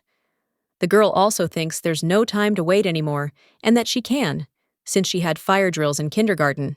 After which people understand that they need to move forward like in that famous scene from the drama she saw on TV. The baby immediately jumps down, and the duck drinks the phone from Romy's hands, after which it rolls under the bed, and Na Young is shocked and wonders if it could really be Gru. The main character, smiling, says she succeeded. The girl realizes her aim is good, as expected from a C-class character. Apart from magic, all her stats are still at 1, but now is not the time for that. The girl turns to her sister. The price of dirt still does not let her go, and then the egg points to the phone, and the little girl realizes that she sees this light again. The main character sees that he is pointing at the phone, after which dirt is flowing out, after which she completely grabs Romy, and the little girl understands that she needs to break the phone. But at that very moment, Romy understands her intentions and immediately runs after the baby, managing to grab her at the last moment. The woman says what an idiotic brat she is. Na Young can't bear to watch and tries to break free from the spell. But then she remembers her friend's words about how she always hated her. The girl realizes that these words made her heart clench with pain, and she felt unbearably ashamed. She also thinks about what her friend felt when she congratulated her on waking up, and she didn't even want to know about it. The dreams they had ever strived for were easily discarded, and she always tried her best, and quickly gave up on what she could not achieve. Easy, albeit stupid, simple, or without complications. That's what Shin Na-young is. The girl understands that it is entirely her fault that Romy has changed, so Gru has nothing to do with it. She will not allow Romy, who is under control, to harm her. She will not allow the baby to suffer under any circumstances. This cannot be allowed. At that moment, the woman breaks free from the spell and cries out to Romy. Lady realizes that her life has been like mindlessly turning doorknobs. If the door opened, she went inside, and if not, she went away. But she realized that there are situations when you can no longer turn around and leave, and for the first time, she felt the desire to break through, no matter what the cost. Even if it meant knocking countless times, it was a desire. At this point, the lady receives a notification that she heroically overcame a threat far beyond her own level. Afterwards, she unlocked the Knock on the Divine Door achievement. Upon detecting a caster's strong desire, she gains high resistance to any damage, and all stats are increased by 30%. As magic resistance recovers, the debuff is removed, after which the girl grabs Romy's hand. She activates the Silver Laza skill, and her eyes change according to the caster's will, and when the target is bound by the vine, her magic is temporarily blocked. When Na-yeon does this, her interlocutor says that it's such a shame, and that it means she has a rare skill for blocking magic. The girl replies that her magic must be blocked, after which she asks how she moves. At this time, the main character turns to her sister and says that the whole problem is in the phone, because something dark is crawling out of there. The woman in shock asks if she can really see it, but at that very moment, Na-young tells the girl to leave Gru alone. Her interlocutor says how sad it is that they have to part so quickly, but she wanted to know so much, and she hopes that they will see each other again.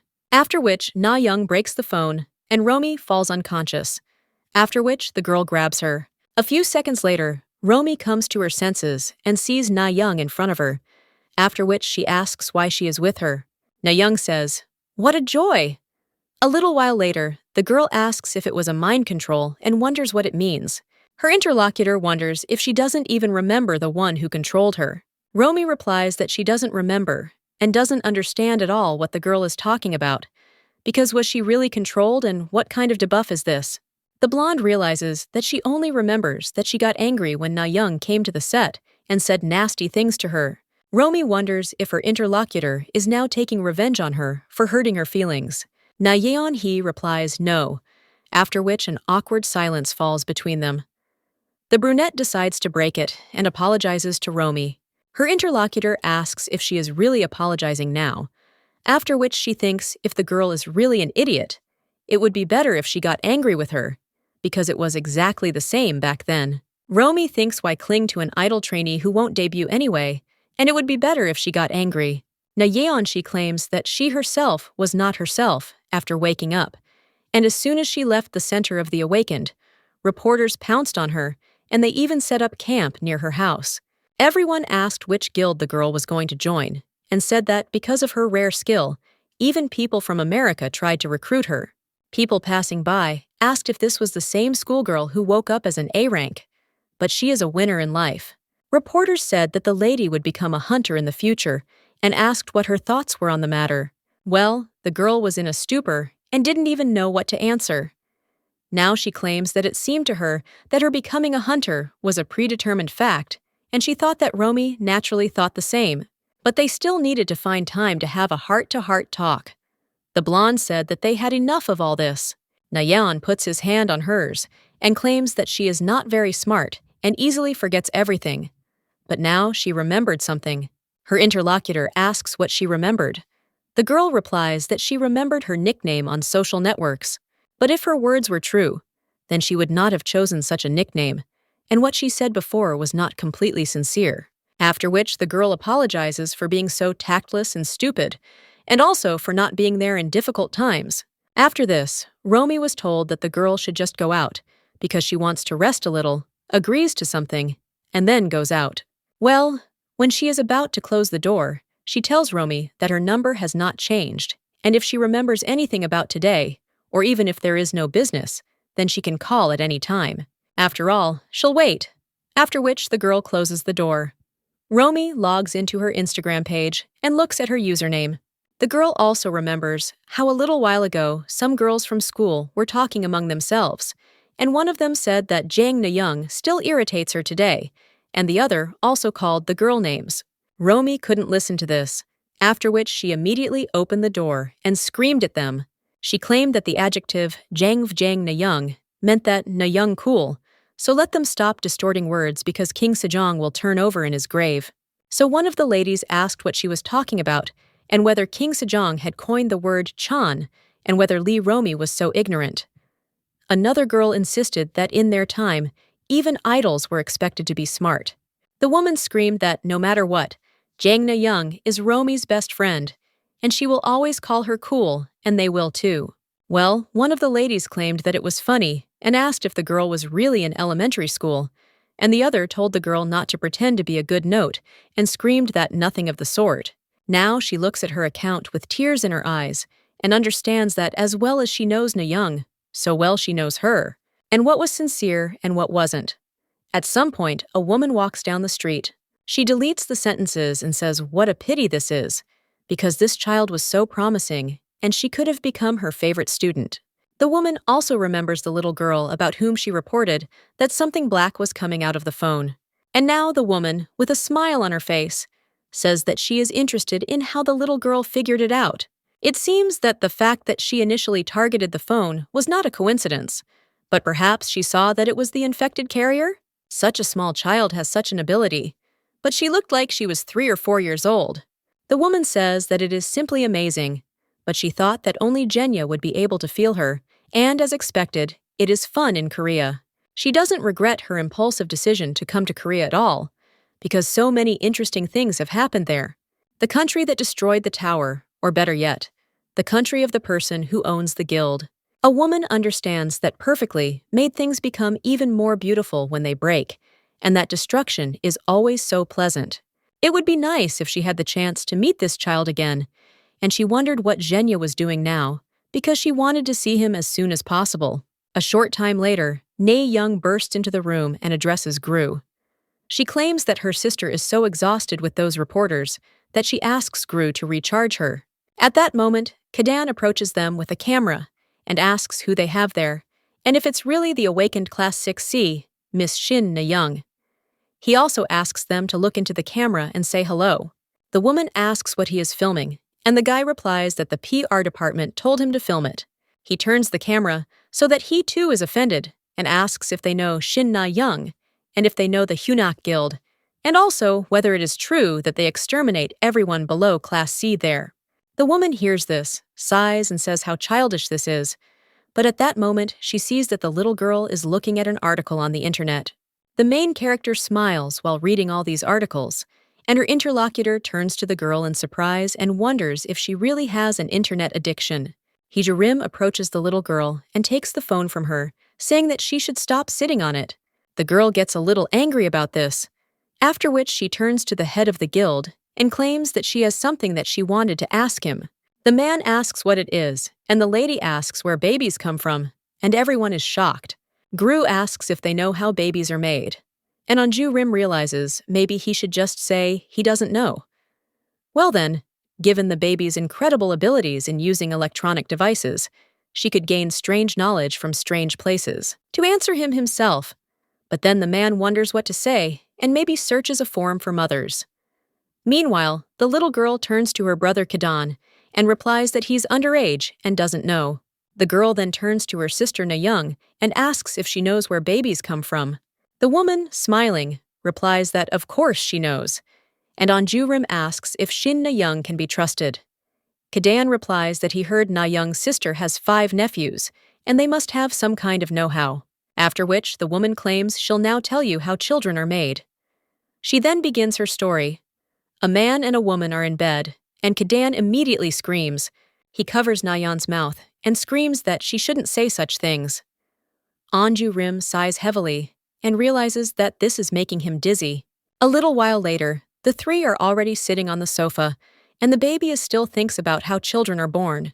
She also understands that she was just curious about where they come from. But at the same moment, the girl sees a notification in front of her that with the help of care points, she can speed up hatching, and it asks if she wants to use them. People understand that you just have to think about it, because with the help of care points, you can speed up the hatching, and this is not an easy egg. But she earned a lot of care points thanks to her sister Na, after which the girl clicks on use. She receives a notification that she's 30% ready to hatch. At that moment, the department manager enters the room and addresses the guild leader, asking why neither Kadan nor the group leaders are visible, as people are looking for them. Well, then he wonders why they are all there, and Kadan immediately turns to the head of the department and tells him to go there. The man asks what happened, after which the guy told him to sit down. The head of the candy, with a smile on his face, turns to the little girl and says that the head of the department, Yoon, will tell her everything. The girl turns to the manager and then asks where children come from.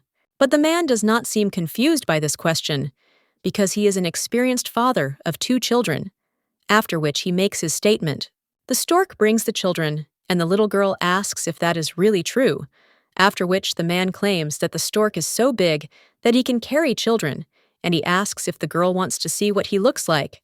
The main character replies that of course she wants to, after which the man shows her a picture on his phone, and the girl says that it's cool, while Kadan and Anju Rim watch this with a smile.